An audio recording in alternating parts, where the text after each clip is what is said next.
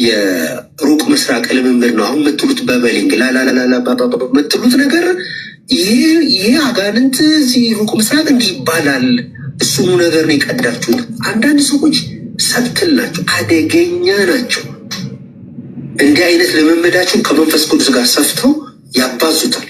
አጋንንት ደግሞ አቅምም አለው። የስ ዳንዬ እንትን አጋንንትም አቅም አልባል ያራባል፣ ይህንን ያስፋፋል።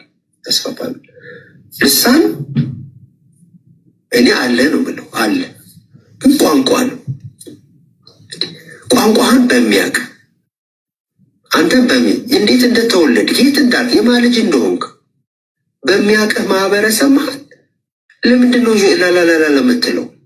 በልሳን መሞላት የሚባል በአጠቃላይ የለም። አንሞላም በልሳን ማንም ሊሞላችሁ ይችላል። ልሳን የእግዚአብሔር ብቻ ስላልሆነ ማለት። ስለዚህ ሰው በአጋንንትም ልሳን ሊሞላ ይችላል። በልሳን መሞላት የሚባል ደህንነት የምታስተምሩ መጽሐፍ ቅዱስ የምታስተምሩ ሰዎች ካፋችሁ መውጣት የለበትም። መጽሐፍ ቅዱሳዊ ቋንቋ አይደለም። የለም እንደዛ የሚል በአጠቃላይ። አንቺ ትቀበያለሽ ሀኒቱ ማለት አሁን ልክ እንደናንተ ነው የማምነው። ልክ አሁን ተጉ እንዳሉ እንደዛ ነው የማምነው። ስለዚህ ሐዋርያት የተናገሩት የሚታወቅ ዓለም ላይ ያለ ቋንቋ ነው ማለት ነው። በቃ አለቀ። ከዛ ምን መለሱ ማለት ነው? ከታች ጥያቄ ምልክቱ አለ። መልሱስ ምንድን ነው? መልሱስ ምን ተመለሰላቸው ማለት ነው? ሳይሆን ሊሊ ራስ በራሳቸው የጠየቁት ለማለት አስበህ ነው? ኦኬ ያው በአዲስ ቋንቋ እኮ ነው ለምሳሌ አማርኛና እንዳልኩ ትግርኛ፣ ኦሮምኛ አልጠብቅም። ይሁን አዲስ ቋንቋ ነው እኛ የምንከተለው። አዲስ ቋንቋ ነው ምንኛ ነው እኮ ምንኛ እንትን የሆነ ቻይነኛ ነው ምናምን ማለት አንችልም። አዲስ ቋንቋ ነው እኛ የምናየው፣ ቤንቶች የምናየው ዓለም ላይ አዲስ ቋንቋ። በቃ ነገርየው ግራ ያጋባል። እንግዲህ ነገርየው ግራ ያጋባል። ዎቹ ጥንታውያን የሙስሊም ስኮላሮች የሚያምኑት ይስሐቅ እንደሆነ ነው። ይሄ እስልምናን ለማትረፍ እስልምናን ለማስቀጠል ሲሉ ግን እስማኤል ነብይ ነው ለማለት ወይም ደግሞ ለማስባል ግን ግዴታ ምን አድርገውታል ማለት ነው? እስማኤል ወደሚለው ትምህርት እየቀየሩት ይገኛሉ። ኩረጃውን ጀመረ ሙሉ ለሙሉ ሳኮርጅ ማለት ነው። ኩረጃ ጀመረ አስቧል። የሆነ አሁን ትምህርት ቤት እያለን ፈተና ምናምን ነገር አንድ ተማሪ ከሌላው ተማሪ ኩረጃውን ጀምሮ ላይክ የሆነ ፕሩፍ ጥያቄ ሊሆን ይችላል ሳጨርሰው ስቀር ማለት ነው። ግራ ስትጋባ ያ ጎበዝ ተማሪ ሳያስጨርስ ቀድሞ ሲወጣ መሀል ላይ አንጠልጥሎ ስትቀር ኢትስ ፈኒ።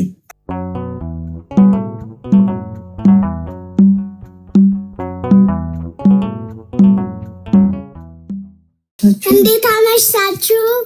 እግዚአብሔር ይመስገን። እንዴት ነሽ? ደህና ነኝ እግዚአብሔር ይመስገን። ግጥም ላቀርብላችሁ? ይቻላል ይናት ይቻላል።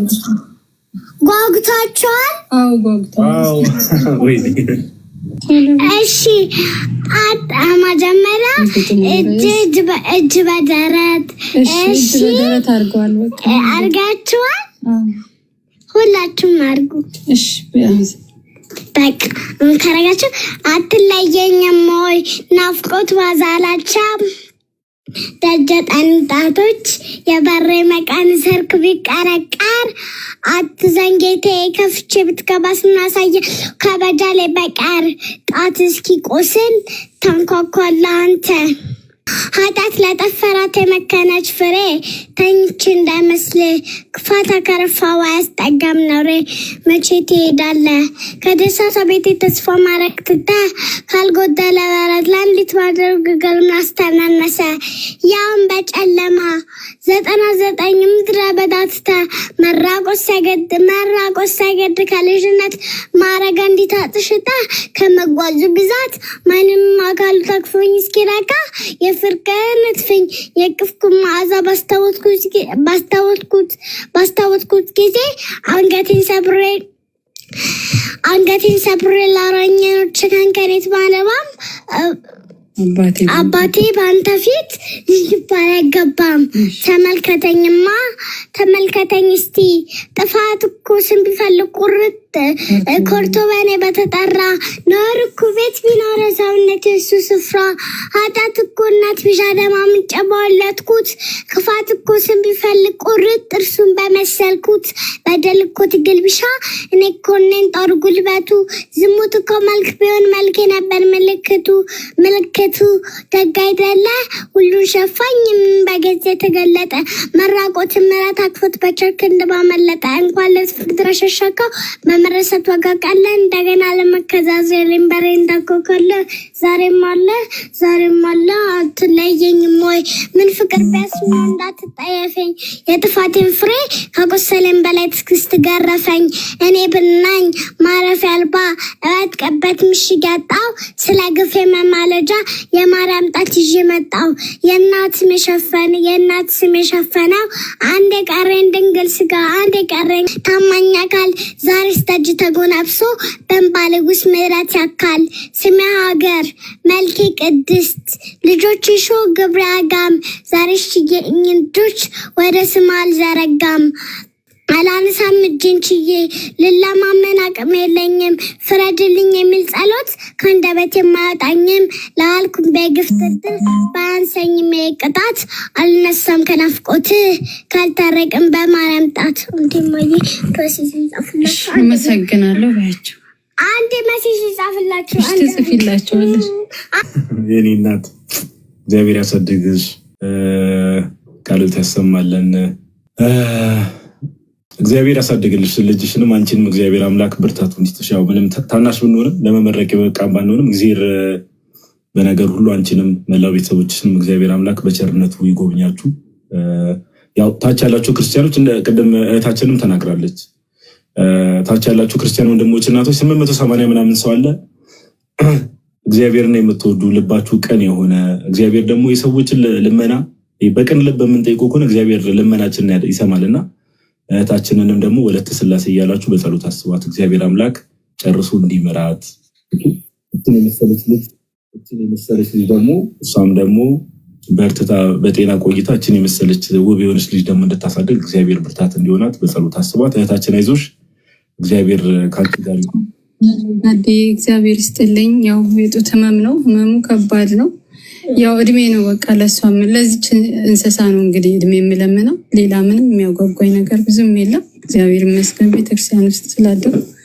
ግን እቺን ፍሬ ደግሞ መድኃኒዓለም ሰጠኝና እባካችሁ ጸሎታችሁ በጣም ያስፈልገኛል አሁን በጣም እንትን አልኩኝና እድሜ ይስጥልኝ ብቻ ዘምር ቢያንስ ያንን መክሊቱን የቀበረ ሰነፍ ባሪያ ብዬ ጌታዬ ፊት መልስ እንዳላጣ ቢያንስ እናንተ እንኳን እንዲህ ወንጌል ስታስተምሩ ገብቼ እንደዘምሬ ባልፍ ሌላውን በክርስቶስ ያመጣት እሱ ነው እሱ እንደፈቃዱ ግን ያው ጸልዩልኝ በጸሎታችሁ አመሰግናለሁ ስለሁሉም ስለስጦታችሁ ስላዳመጣችሁኝም ልጅንም ስላዳመጣችኋት በጣም ነው ማመሰግናው ድቤስታችሁ መዘመር ትችላለሽ ፈቃደኛ ከሆንሽ አንድ መዝሙር መዘመር ትችላለሽ ከዛኛው ወደ ትምህርቱ እንሄዳለን አንድ ከቻልሽ ማለት ነው ፈቃደኛ ከሆንሽ ኧረ ደስ ይለኛል ጊዜያችሁ እንዳልይዝ ብዬ አንድ መዝሙር ያው ተፈቅዷል ቀጥየታችን ደስ ይበልሽ ማርያም ደስ ይበልሽ ማርያም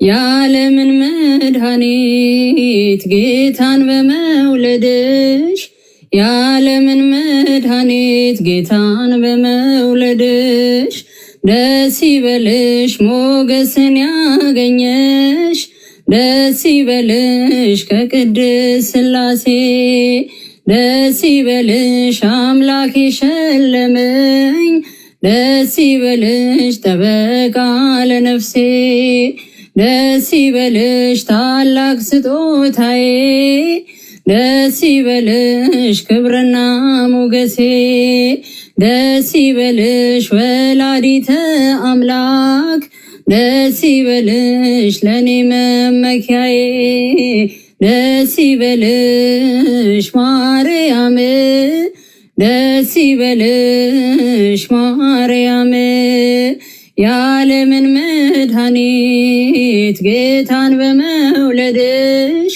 የዓለምን መድኃኒት ጌታን በመውለድሽ ደስ ይበልሽ የሃይማኖት በትር ደስ ይቅር በሉኝ ፍንስ ለሚያርግ ምርኩዝ መደገፊያ ደስ ይበልሽ እናትና ድንግል ደስ ይበልሽ ልዑል ማደሪያ ደስ ይበልሽ ለምጻሞች ነስተዋል ደስ ይበልሽ እውራን በርተዋል ደስ ይበልሽ ባንቺ አማላጅነት ደስ ይበልሽ ይሄ ሁሉ ሆኗል ደስ ይበልሽ ማርያም ደስ ይበልሽ ማርያም የዓለምን መድኃኒት ጌታን በመውለድሽ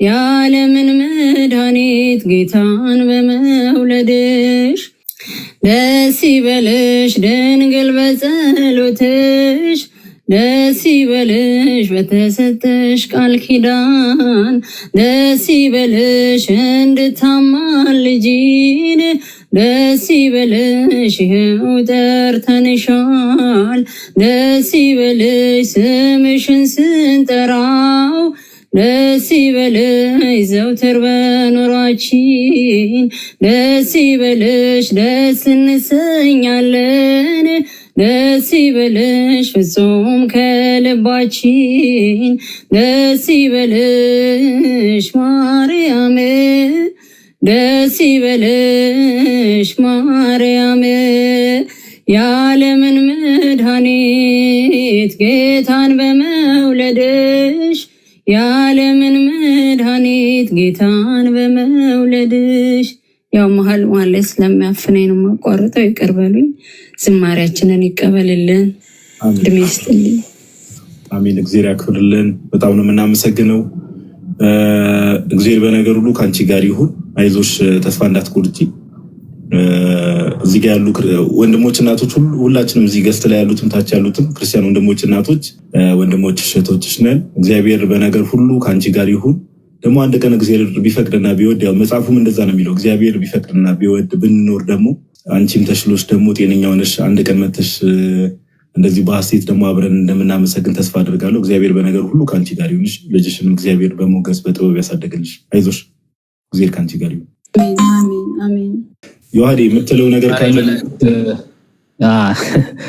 ዝማሬ መላእክት ያሰማልን ጸጋውን ያብዛልሽ እህታችን ኦር እናታችን አላቅም እና ተስፋ አትቁረጪ እግዚአብሔር አምላክ አለ ጤንነትን ሀብትን ሁሉ የሚሰጥ እሱ ነውና ቤተሰብሽን እግዚአብሔር አምላክ ይጎብኘው በምህረት በረድኤት እግዚአብሔር አምላክ ይጎብኝሽ እና ተስፋ አትቁረጪ እሱ ደግሞ መቶ ጎብኝቶሽ ሰላም አግኝተሽ ጤና አግኝተሽ ደግሞ አንድ ቀን እንዳለው ጋዲ ምስክርነት የምትሰጭበት ቀን ይመጣል ብዬ ተስፋ አደርጋለሁ እግዚአብሔርም ያደርገዋል ተስፋ እንዳትቆርጪ በጸሎትም ወንድም እህቶቻችን እነዚህ ያሉ ሁሉም ያስቡሻል እግዚአብሔር ያስብሽ እና እህትሽን ልጅሽን ደግሞ እግዚአብሔር አምላክ ጸጋውን ጥበቡን ሞገሱን ሰጥቶ ያሳድግልሽ በጣም የሚገርም ጸጋ ነው ያላት አነባበባ እኔ እንጃ ስንት ዓመቷ እንደሆነ ራሱ አባባሏ በጣም ትንሽ ነው የምትመስለው ስትጀምር ግን ስታነብ እኔ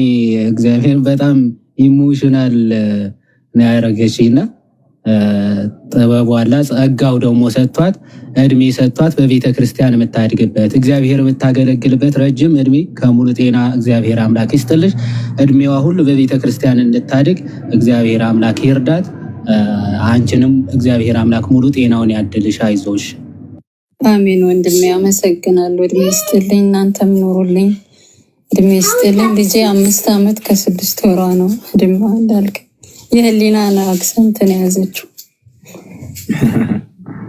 በጣም ደስ ይላል በ5 ዓመት እንደዚህ በጣም ጎበዝ ናትና በቃ ችግር የለውም ሌላ ጊዜ እንደዚህ ላይፍ ስንገባ ልንማማር ስንገባ ያው አንቺን ፍላጎትሽ እግዚአብሔር ማመስገንም ስለሆነ ችግር የለውም ገስት ላኪ እኔ እቀበልሻለሁ እሺ ጋዲ እድሜ ይስጥልኝ እናት የኔ ታናሽ በጣም ነው የማመሰግነው ለምን ስሜቴን ስለተረዳሁ በቃ አሁን መዘመር ብቻ ነው የምፈልገው ሌላ ምንም ነገር አጽናናኝ ስዘምር በቃ እረሳለሁ አሁን እናንተ እየዘመሩ እዚህ ጋር በጣም እንደሳት እያቃጠለኝ ነው ግን ደስ እያለኝ ነበር እኔ የላዩን ነው ማስበው ግን ስትወልድ ደግሞ ፈሪ አይደል የምትሆነው በዛ ነው ስትወልዱ ስሜቱን ታውቁታላችሁ ፈሪ ሆንኩኝ እንጂ እድሜ ይስጥልኝ፣ ጊዜያችሁን አልያዝ። በቃ እሺ፣ እግዚአብሔር ያክብርልን። እናመሰግናለን።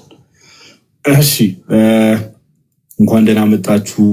ቲቱ ሰላም በይ ወይስ ዛሬ የዘምታ ምዕራፍ ላይ ነሽ? እሺ፣ ሰላም ጤና ይስጥልኝ ወንድሞች፣ እንዴት አላችሁ? እንደምን አመሻችሁ? የሚታየ እናት እግዚአብሔር ይማርሽ፣ ልጅሽንም በጸጋና በሞገስ ያሳድግልሽ፣ ለልጅሽ ብሎ ደግሞ ያቆይሽ እግዚአብሔር አምላክ። አመሰግናለሁ ጋዴ። አሜን። ሰላም እንዴት አመሻችሁ? እታችም ያላችሁ ከላይም ያላችሁ እህቴ ዝማሬ መላእክት ያሰማልን ብያለሁ። እንዴት አመሻችሁ? ጋዴ ሁላችሁ እግዚአብሔር ይመስገን። እንዴት ነህ? ሁሉ ሰላም አለን አምላክ የተመሰገነ ይሁን። ያው ዛሬ አንዳንድ ጉዳዮችን እያነሳን እንግዲህ ለመዳሰስ ነው የመጣ ነው። አንዳንድ ቪዲዮዎች ላይ ሪያክት እናደርጋለን፣ አንዳንድ ሀሳቦችን እናነሳለን። ጋይዝ ታብታብ አድርጉ፣ ምናምን ሼር አድርጉ። በዛ መሰረት የምንቀጥል ይሆናል ማለት ነው። ኦኬ እንደዛ የምናደርግ ይሆናል። ሜይ ቢ ይሁን አንዳንድ ቪዲዮዎች አሉ ሜይ ቢ ሪያክት እንዲደረጉበት የምትፈልጋቸው ካሉ ከአንተ ሳይድ ሜይ ቢ እጅ ላይ ቪዲዮዎች አሉ። እሺ፣ ያው አንድ ሆትስፖት ላገናኝና እንትን ላለው እስከዛ ቀጥሉ እናንተ። እሺ፣ በድጋሚ እንኳን ደህና መጣችሁ ውድ ክርስቲያን ወንድሞች እና እህቶች። ያው እንግዲህ ነገ በዓላችን ነው አይደል? ያዴ እናሳ ታዲያ እናሳ ብሏል። ምንድነው ነገ? የነገ በዓል ምንድነው? እስከ መዲና የሄድክበት ነው ቀን ነው ጋዴ። ኦኬ፣ ታዲያ አብርሃም ይስሐቅ ምናምን ጉዞ ያደረጉበት ቀን ነው የሚከበርበት። የምር ስለማላውቅ ነው ማወቅ ፈልጌ። ይሄ ባይዘወይ የነገ በዓል ዝም ብሎ የሚያከብሩት በጣም ትልቅ ኮንትሮቨርሲ ያለበት በዓል ነው። ኮንትሮቨርሲ ሲባል በዓሉን ያከብሩታል፣ ግን ይሄ አብርሃም የሰዋበት ቀን ተብሎ ነው አረፋ። ኢብራሂም የነሱ ማለት ነው ልጁን መስዋዕት አድርግ የሚለውን የመጽሐፍ ቅዱስ ታሪክ አለ አይደለ? እሱን ታሪክ የሚያከብሩበት በዓል ነው። እና ለምንድነው ኮንትሮቨርሻል ያልኩት? በእነሱ የመስዋዕቱ ልጅ ማን ነው የሚለው በእስልምናው በጣም ትልቅ መምታታት ውስጥ ያለበት ነው። አንዳንዶቹ እስማኤል ይላሉ፣ አንዳንዶቹ ይስሐቅ ነው ይላሉ። ኦኬ፣ መጽሐፋቸው ቁርአናቸው ስፔሲፊካሊ ይሄ ነው ብለው ስለማይናገር ግን ይሄ ግላይድ ታይዲንግ ወይም ደግሞ ምስራች የተሰጠው ያንን ልጅ እንደተሰዋ ይናገራል። ግላይድ ታይዲንግ የተሰጣት እንግዲህ ይስሐቅ ነው በቁርአናቸውም ማለት ነው። እና አንድ ቪዲዮ ባሳያችሁ በዚህ ጉዳይ የጥንታውያን ሙስሊሞች ሁሉም የሚያምኑት የሞተው ወይም ደግሞ ለመስዋዕትነት የቀረበው ይስሐቅ ነው የሚል ነው። አሁን ስሩ ታይም ግን ምን ብለውታል? ይስሐቅ ከተባለ እስልምና ትልቅ ችግር ስለሚፈጥር ምን አድርገውታል? እስማኤል ነው እስማኤል ነው ወደሚል እንትን ቀይረውታል። እና ከራሳቸው ስኮላር ይሄንን ስሩ ታይም በጣም ቼንጅ ሆኖ አሁን ቶታሊ አሁን በዚህ ሰዓት ያሉ ሙስሊሞች እስማኤል ወደሚል ማጆሪቲ እየደረሱ ነው። መጀመሪያ ግን የመጀመሪያዎቹ የጥንታውያን የእስልምና ሊቃውንት ግን እምነታቸው ምንድነው? ይስሐቅ እንደሆነ ነው ማስረጃ። ኦኬ፣ ማስረጃ። እኛ ክርስቲያኖች ነን ስናወራ ደግሞ ከራሳችን አናወራም። የራሳቸው ኢስላሚክ ስኮላር ነው የምንከፍተው ማለት ነው። እሺ፣ በደንብ ስሙ። አንዴ እንከፍታለን። ይህንን የሚያውቀው ሰው አለ? እስቲ ከሙስሊሞች እስከዚያ ስሙን ጻፉት። እስከዚያ እስኪ ሙስሊሞች ስሙን ጻፉ። ይቱ ግን ፋሚሊያር ፌት ነው። በጣም የታወቀ ሙስሊም አፖሎጂቲክስ እና የእስልምና ዩኒቨርሲቲ ሌክቸረርም ጭምር ነው። ስሙን እስከዚያ ጻፉት እናንተ። አሁን ቪዲዮን ስሙ። እሺ። እና historically, some would argue the vast majority of early commentators of the Quran of the earlier generations felt that the dhabih or the sacrifice was intended for Ishaq alayhi salam, okay, and not Ismail. Whereas of course is right and which opinion is wrong or which opinion is more probable, not at all. And in this lecture, and that's what we do for our students at the Islamic Seminary, we're wanting to explore why and who held which position and how various authors influenced other positions out there. And what we shall, inshallah ta'ala, go over and demonstrate, this isn't an opinion, this is a fact that I'm about to state, that the majority, some would argue the vast majority of early commentators of the Quran, of the earlier generations, felt that the dhabih or the sacrifice was intended for Ishaq alayhi salam and not Ismail. Whereas, of course, as we are all aware, the position that... እንቀጥላለን። ምንድነው እያለ ያለው? the vast majority of the scholars, the dhabih ወይም ደግሞ the sacrifice was not Ismail, it is Ishaq ብለው ይናገራሉ። ምን ማለት ነው? ጥንታውያን ትላልቅ አብዛኞቹ የእስልምና ስኮላሮች ወይም ምሁራን የመስዋዕቱ ልጅ ይስሐቅ እንጂ እስማኤል አይደለም ብለው ያምናሉ። the vast majority of the scholars ነው የሚለው።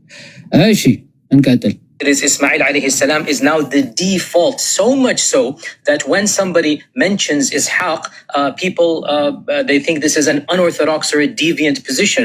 The famous Saudi Sheikh al-Maghamisi, whom I used to admire before these political intrigues began, but he mentioned many years ago, I think 7-8 years ago or something, you can find it online, that in his position it is Ishaq alayhi salam. And al-Maghamisi የሚባል የአረብ ስኮላር አለ። አሁን በቅርቡ ከ7 ዓመት በፊት የነበረ ታላቅ የአረብ ስኮላር ነው። እሱ ራሱ በእምነቱ ይስሐቅ እንደሆነ ነው የሚያምነው።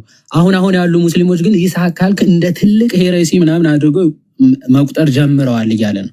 ኦኬ አሁን ኦርቶዶክስ እስላማዊ ኦርቶዶክስ ማለት ከቀጥተኛው የወጣ ይመስላችኋል ይላል። እሺ an international controversy, even students of knowledge and ulama, a'udhu billah, this is like a bal mudil position, how dare you, whatnot. And again, you know, when you're not familiar with different positions, ከተለያዩ የእስልምና ስኮላሮች እውቀት ወይም ደግሞ ሐሳብ ጋር ፋሚሊያር ሳትሆን ስትቀር ኦኬ ዝም ብሎ በተለምዶ ከመጣው ሐሳብ ጋር ዝም ብለ በተለምዶ የሰማኸውን ይዘህ ከመጣ አዑዙ ቢላሂ ሚን ሸይጣን ረጂም እንዴት እንደዚህ አይነት ነገር ትናገራለህ ብለው ሁላ ሊናገሩ ይችላሉ ይላል። እሺ whatever you're taught becomes the standard narrative, it becomes the orthodox opinion, and then somebody comes along, and in this case Maghamisi, whether I agree or not, is in this whole lecture I'm not giving you my opinion, by the way, that's a separate lecture altogether. I might hint at it, but it doesn't matter to me for this lecture what the right opinion is. I'm interested in the development of ideas. I'm interested in demonstrating that it is possible for ideas to change. It is possible for what is deemed to be orthodox to change. It is possible that majority positions change. It is possible that a majority position that was accepted by the vast majority of scholars simply becomes completely thrown out the window, to the extent that when somebody mentions a mainstream position that might have been well known in the 2nd, 3rd century, that person is viewed as being completely coming out of left field. Nobody's ever heard of this opinion before, and this shows us that for all of this is going to be reset. more እናንተ ትሄዱበታላችሁ። ምንድነው እያለ ያለው? በደንብ ሰምታችሁት ከሆነ ትምህርቶች ወይም ደግሞ ትምህርት ቶታሊ ሊገለበጥና ሊቀየር እንደሚችል ኦኬ የቀናው ወይም ደግሞ የታመነው በእስልምና ጥንታውያን መዛግብት የታመነው በሁሉም እሙን የነበረው ትምህርት ከሆኑ ሴንቸሪስ በኋላ ግን ያ ትምህርት ቶታሊ በመስኮት ተጥሎ ሌላ የተለየ ከሱ ተቃራኒ የሆነ ትምህርት ሊመጣ እንደሚችል ማሳያ ትምህርት ይሄ ነው ይላል። የሳክሪፋይሱ ጉዳይ ማለት በጥንታውያኑ ባይዘው አልቁርጥቢም ያንን ነው የሚዘግበው። አልቁርጥቢ most majority of the scholars believe that the bih ወይም ደግሞ የመስዋዕቱ ልጅ ይስሐቅ ነው ብለው ያምናሉ ነው የሚለው አልቁርጥቢ ራሱ ማለት ነው። እሱም ምን እያለ ነው? ቶታሊ ይሄን አስተምሮ በጥንታውያን ሙስሊሞች የሚታመነውን ትምህርት ቶታሊ ተጥሎ አሁን ግን አዲስ ትምህርት ይስማኤል ነው የሚለው ትምህርት ግን በሁሉም ሙስሊሞች የሚታመን ሆኖ ታይቷላችሁ። ስለዚህ to the extent በቃ ቶታሊ ጭራሽ እስኪጠፋ ድረስ ትምህርት ሊቀየር እንደሚችል ማሳያ ነው እያለ ነው። ማን ነበረ ስሙ? እስኪ ስሙን ጻፉ።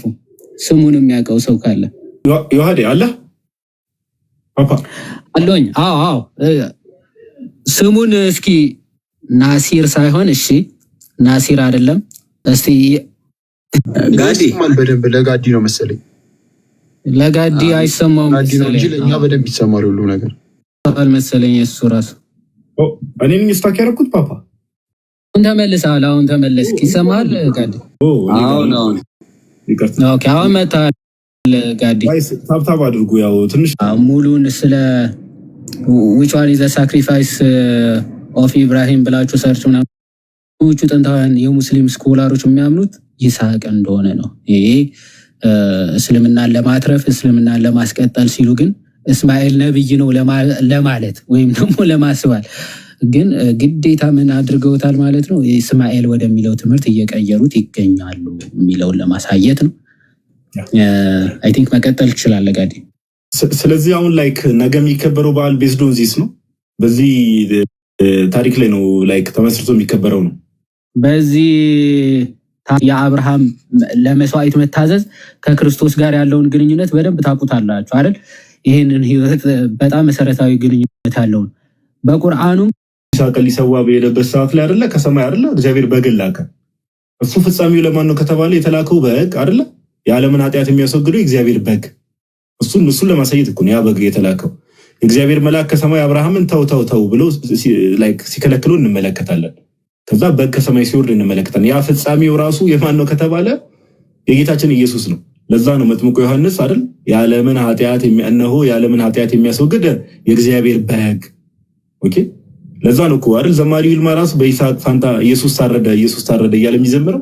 አሁን እስልምናው ላይ ስንመጣ ግን ፐርፐዙ ይሁዲ እንዳልከው ምንድነው ፐርፐዙ? እሺ ኢስማኤል ታረደ ምንድነው? ይሄ ሊፈትነው ምናምን ነበረ አይነት ነገር ነው የሚሉት። በቃ በኋላ በቃ ፈተናው አለፈ አይነት ነገር ነው። በቃ ይሄ ከፈተና አንጻር ብቻ የሚታየው ለምን ፈተነው እንዴ? ይህን ያክል ልጁ መስዋዕት አድርግልኝ እስከማለት ድረስ መፈተን ለምን ያስፈልገው የሚለው ግን ምንም ቴዎሎጂካል ዴፊኒሽን የለውም። ከዛ ደግሞ በታላቅ እርድም ተቤዠ ነው ይላል። በነገራችን ላይ ሱራ 37:7 እንዳልኩ ተቤዠ ነው ቤዛ ሆን ነው የሚለው። ያ ሊሰዋ የነበረው በታላቅ እርድ ደግሞ ተቤዠ ነው ይላል። ለምንድነው የተቤዠው? ምክንያቱም ጌታችን ኢየሱስ ክርስቶስ በይስሐቅ ፈንታ ታርዶ ወይም ደግሞ በሰው ልጆች ፈንታ የሚታረደው የመስዋዕት በግ አለ። ስለ ብዙዎች የኃጢአት ይቅርታ ቤዛ ሆኖ የሚታረድ ጌታ አለ። ለዛ ምሳሌ ነው። እንዲህ በብሉይ ኪዳን የሚደረጉ እያንዳንዳቸው ነገሮች ሊመጣ ላለው ለአካሉ ለክርስቶስ ጥላዎች ናቸው። በእስልምናው ግን በታላቅ እርድ ተቤዠ ነው ይላል። ለምን ተቤዠ? አስቀድሞ ስለምን እንደዚህ ማድረግ አስፈለገ ምናምን የሚለው በጣም አስቂኝ የሆነ ድራማ ሆኖ ታገኘዋለህ። ጋር ኩረጃውን ጀመረ ሙሉ ለሙሉ ሳኮርጅ ማለት ነው። ኩረጃ ጀመረ አስቧል። የሆነ አሁን ትምህርት ቤት እያለን ፈተና ምናምን ነገር አንድ ተማሪ ከሌላው ተማሪ ኩረጃውን ጀምሮ ላይክ የሆነ ፕሩፍ ጥያቄ ሊሆን ይችላል ሳጨርሰው ስቀር ማለት ነው። ግራ ስትጋባ ያ ጎበዝ ተማሪ ሳያስጨርስ ቀድሞ ሲወጣ መሀል ላይ አንጠልጥሎ ስትቀር ኢትስ ፈኒ ቤቴን እኔን አላውቅም ነበረ። ኤኒዌይስ እንኳን አወቅን ጥሩ ነው አይደል? አሁን ነገ ያለው በዓል ምንድነው ብለን መጠየቃችን ይህን ነገር እንድናውቅ አድርጎናል። ለማንኛውም እሺ መጀመሪያ ዮሐንስ 3 እሺ ናትሻ ሰላም በለን ብሮስኪ እንኳን ደህና መጣ። እንኳን ደህና ቆያችሁ። እንግዲህ እንዴት አመሻችሁ? ዮሐዴ ከላይ ያላችሁ ሁላችሁም ከታችም እንዴት አመሻችሁ? ለኔ መስከን አምላክ እንኳን ደህና መጣ ብሮስኪ። እሺ ኢሻ እንዴት ነው? ዌልካም ብራዘር። አዎ በእናት የሆነ እንትን ሰምቼው ነበረ የት እንደሆነ ግን እኔ እንጃ። እንትን እንበልና ችግር የለውም። ሐሳቡን እኔ ልንገራችሁና ከዛ ወንድሞች ሪያክት ያደርጉበታል። ዮኒ ተዘጋጅታል? በአንተ በኩል ሜቢ ያሉ ቪዲዮዎችን ሪያክት እንዲደረግበት የምትፈልጋቸው? ያው የኔ እስልምና ላይ አይደለም። አዎ ገብቶኛል። አይ ነው አንዳንድ ጉዳዮች ነው ስፔሲፊካሊ የሆነ ወይ እስልምና ላይ ወይ ፕሮቴስታንቲዝም ላይ ለይተን ስላልገባን ካታጎሪ ስላልሰጠን አንዱ ላይ ነው የምንሄድበት። ችግር የለም። አንድ ሁለት ቪዲዮ ነው እሺ በቃ እጅ ላይ ያሉትን ነገሮች እንትን በላቸውና ሪያክት እናደርግበታለን። መጀመሪያ ጋይስ ሪያክት የምናደርገው ይዋዴ ለአንተ እድሉን ሰጣለሁ። ከዛ አኮርዲንግሊ የምንሄድ ይሆናል። አንድ ቪዲዮ ከዚህ በፊት ሰርቼ ነበር ትዝ የሚላችሁ ከሆነ ቆይ እንደውም እዚህ ቪዲዮ የሆነ ቪዲዮ ተሰርቶ ሜንሽን ሁላ ተደርጌ ነበር እኮ ያው በዚህ ስልኬ ስለሆነ ለማንኛውም ልንገራችሁ። መጽሐፍ ቅዱስ ማንበብ ሙስሊም ያደርጋል በሚል አለ አይደለ የሆነ ላፊንግ ኢሞጂ አድርጌ የሰራሁት ቪዲዮ ነበር ትዝ የሚላችሁ ከሆነ እና ጌታችን ኢየሱስ መጽሐፍ ቅዱሳችንን ስንመለከት ከሰማይ ነው የወረደው። ኦኬ ጌታችን ኢየሱስ ከሰማይ ነው የወረደው መጽሐፍ ቅዱሳችንን ስንመለከት። ከዛ ይሄንን ይዙና እንግዲህ እዚህ ቲክቶክ ላይ ያሉ የሙስሊም ኡስታዞች ዮሐንስ 3:13 ላይ እንዲህ የሚል ቃል አለ አይደል? ከሰማይ ከወረደ በቀር ወደ ሰማይ የወጣ ማንም የለም፣ እርሱም በሰማይ የሚኖር የሰው ልጅ ነው የሚለውን ሐሳብ አንስቻለሁ። ያን ቪዲዮ ሰራ ጌታችን ከሰማይ እንደወረደ ከሚያሳዩ ጥቅሶች ውስጥ ከሚያሳዩ የመጽሐፍ ቅዱስ ክፍሎች ውስጥ ብዙ ሌሎችም አሉ። በግልጽ ጌታ የተናገረበት ከነዛ ውስጥ ግን አንዱ ይሄ ነው። ከሰማይ ከወረደ በቀር ብሎ ጌታ የሰው ልጅ ነው እያለ የሚጠራው ራሱ ነው። ሲጀመር ይህን አርጊመንት እኔ እዛ ቪዲዮ ላይ የምስሰራ ይህን አርጊመንት ያነሳሁት ከምን አንጻር ነው ከተባለ ክርስቶስ ኢየሱስ ከሰማይ ነው የወረደው። ኦኬ አንድ ሰው መጽሐፍ ቅዱስ አንብቤ ነው ሙስሊም የሆንኩት ካለ ብዙ ማንሳት የሚቻል አርጊመንት አለ፣ ብዙ የማያስኬድ ነው ከስር መሰረቱ። ግን ለምሳሌ አልኩና በመጽሐፍ ቅዱሱ ጌታችን ኢየሱስ ከሰማይ የወረደ እንደሆነ ተናግሯል። ከሰማይ ነው የወረደው። ስለዚህ አንድ ሰው ይህን እያነበበ እስልምናው ላይ ትምህርት አለ ወይ ነው ጥያቄው። መልስ ሲሰጡ ኡስታዞቹ እንግዲህ በጣም ነው የሚያስቁት። እኔ መጽሐፍ ቅዱስን አያውቁም። ለዛ ነው የሆነ ጥቅስ ሲሸመደድና እንጂ መጽሐፍ ቅዱስ ሙሉ ሐሳቡ ምንድነው፣ ክርስትና ውስጥ ያለው ነገረ ድነት ምንድነው፣ ክርስትና ውስጥ ያለው ነገረ ክርስቶስ ምንድነው የሚለው ነገር አያውቁትም ሲጀመር። በጣም የሚያሳዝነው ፓርት እሱ ነው። ይሄን ያዙና ምን አይነት አርጊመንት ቀረበ እንዴ? ይሄው አሁን የዋድ ሜቢ እሱ ይሄድበታል፣ መልስ ይሰጥበታል። ኤልያስም እኮ ወደ ሰማይ አድርጓል። ዮሐንስ 3:13 ተጠቅሶ ማለት ነው። ኤልያስም እኮ ወደ ሰማይ አድርጓል። ወደ ሰማይ ያደረጉ ሰዎችን የተሰወሩ ሰዎችን እያነሱ እንዴ እነሱንም አምላክ ልንላቸው ነው ወይ የሚል አይነት መልስ ነው እንግዲህ በእነሱ ቤት ይሄ መልስ ተብሎ ነው የቀረበውና ዮሐንስ 3:13 ሲጀመር የዋዲ ስለምንድን ነው የሚያወራው የሚለውን ማሳብ እስቲ አያይዘ የተወሰነ ነገር በለበት። እኔ ትንሽ የሚያስቅ አርጊመንት ነው የሚያነሱት ሙስሊሞች እና በነገራችን ላይ ቅዱስ ዮሐንስ አፈወርቅ ይህንን ክፍል ያብራራዋል። ምን ብሎ ክርስቶስ ለየትኛው ጥያቄ ወይም ደግሞ ለየትኛው ሐሳብ ነው እንዲህ ብሎ እየመለሰ ያለው የሚል ሐሳብ ያነሳል። አስቀድሞ ቁጥር 2 ላይ ኒቆዲሞስ ለክርስቶስ የተናገረው ንግግር አለ። ምን ብሎ መምህር ሆይ እግዚአብሔር ከእርሱ ጋር ከሆነ በቀር አንተ የምታደርጋቸው እነዚህ ምልክቶች ሊያደርግ የሚችል የለምና መምህር ሆነ ከእግዚአብሔር ዘንድ እንደመጣህ እናውቃለን አለው ይላል። ተመልከቱ። ኒቆዲሞስ ክርስቶስን ከነቢያት እንደ አንዱ አድርጎ ስለቆጠረው ክርስቶስ ከነቢያት እንደ አንዱ አይደለሁም ለማለት የሰጠው ምላሽ ነው። በነገራችን ላይ እንዴት ከነቢያት ጋር ራሱ ልታነጻጽረው ትችላለህ?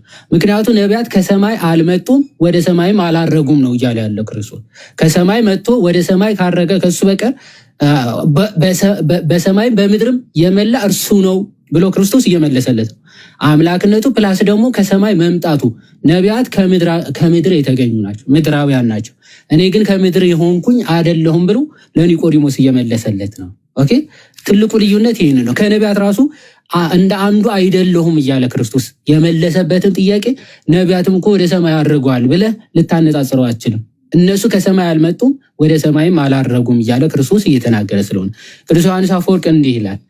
ኒቆዲሞስ አስቀድሞ ይላል ይህንን ክፍል ሲያብራራ ማለት ነው መምህር ሆነ ከእግዚአብሔር ዘንድ እንደመጣህ እናውቃለን ብሎት ነበረና ለዚህም ቃሉ መልስ ሲሆነው ዘንድ እኔን በተመለከተ ምድራውያን እንደሆኑ መምህራንና ነቢያት አታስበኝ፣ እኔ ከሰማይ ነኝ፣ የትኛውም ነቢይ ወደ ሰማይ አልወጣም፣ እኔ ግን በዚያ የምኖር ነኝ ብሎ ክርስቶስ እየተናገረ ኦኬ በሰማያት በዙፋኑ የተቀመጥኩኝ እኔ ነኝ። በሰማያት የሚኖር የሰው ልጅ ነው የሚለው። በነገራችን በምድርም በሰማይም የሞላው እኔ ነኝ።